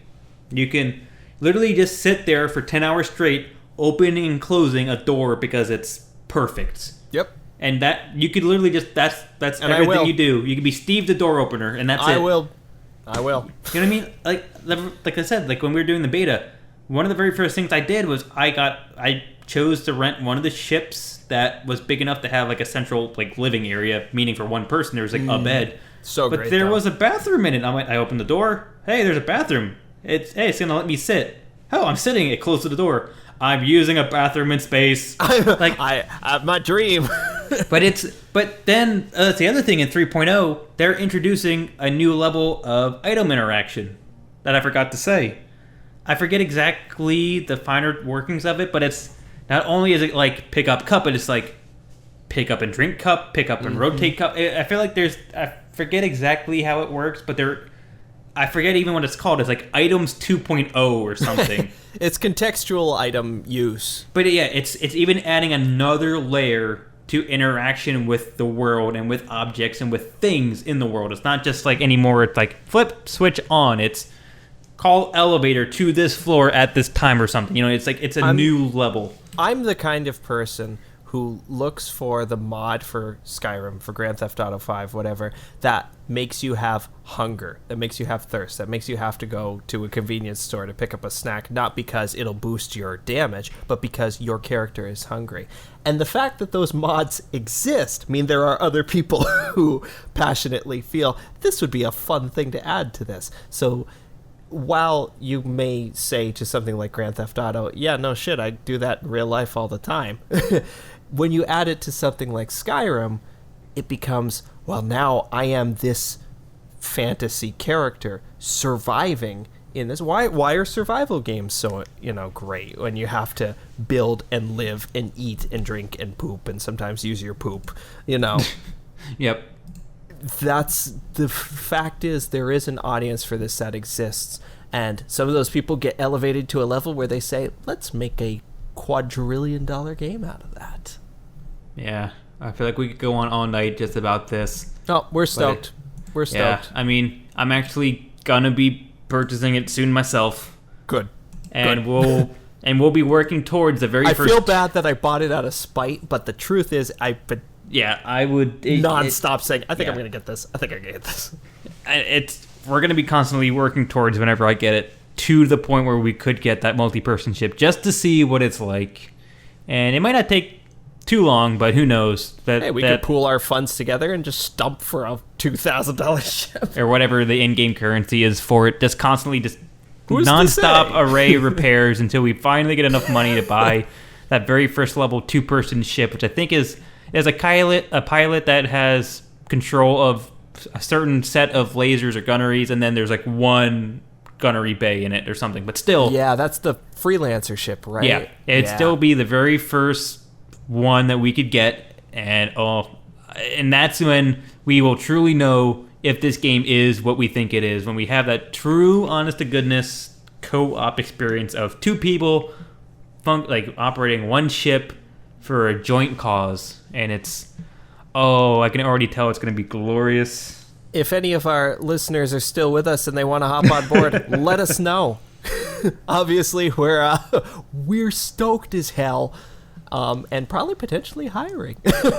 Yeah, very much so. We could have please let us know. Let us hear your thoughts. Give us some feedback. If any of these games that we're playing, if you want to hop on with us, we don't care if you're Stevie Jimbo from Sweden.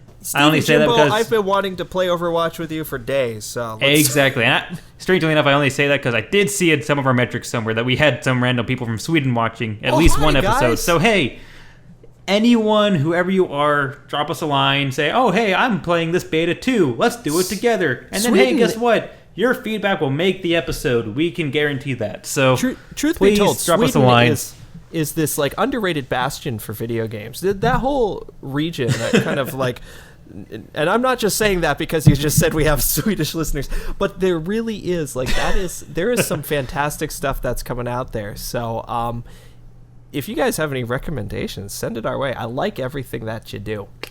It's up my personal alley. So, but also it seems like it's just Mojang is based out of there, so you guys got something in the water if you want to share it. That I'm cool with that. So it's. Gee, what a tough act to follow.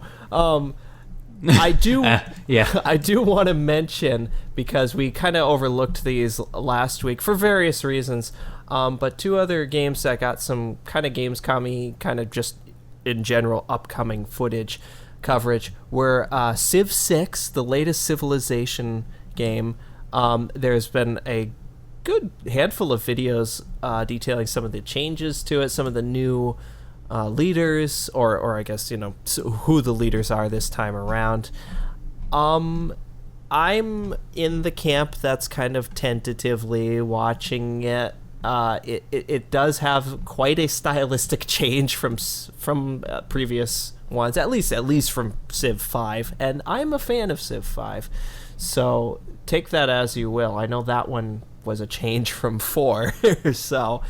I like 4X games. I like them in a very specific time. It's like I was saying to you before we recorded about how I just said one day that I want to play a Game of Thrones game. I want to play a Game of Thrones version of Civ. Is there a Game of Thrones mod for Civ? Yes. Okay. And I did that, and that was a Friday, and that was fun. And then I uninstalled it the next day. It was like, cool.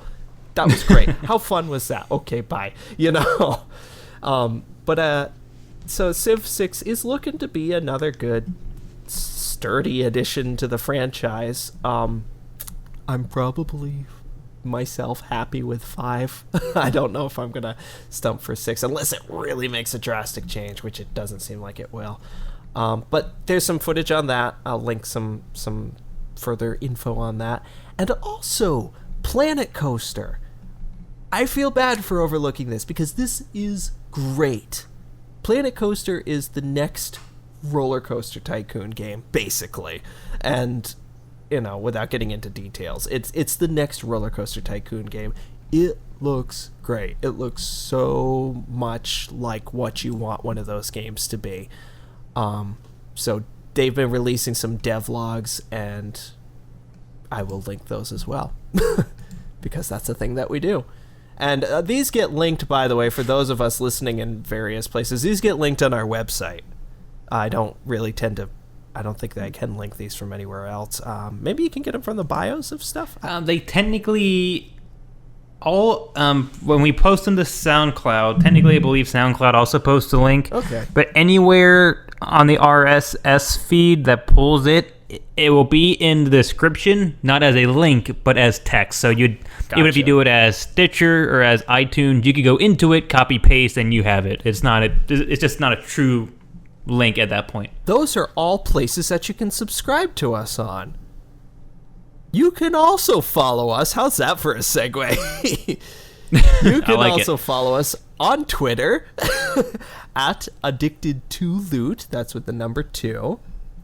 We're on Facebook. We're on YouTube. We're not really on Twitch, but I feel like we should mention it anyway. But we have a page. Yeah, we're there. If you want us to stream some games, let us know. We've got the availability. We have an email that's addictedtoloot@gmail.com. And our website is addictedtoloot.weebly.com. We also have individual Twitters. I am at Tamality, right? Is that my Twitter? I think that's my Twitter. Yep, that's your Twitter. Yes, at Tamality. And you are... I'm at Fifth, which is FITH_atomic0, and that's it. And that's it. Bye. And that's it. That is Addicted to Loot, podcast episode 7, the ultimate conclusion of our Gamescom extravaganza. Woo. Until next time, I have been Brian, and Tommy's been mostly healthy. Mostly healthy. I got better once we started talking about Star Citizen. Of course you did. The miraculous healing game. On that bombshell, we're off.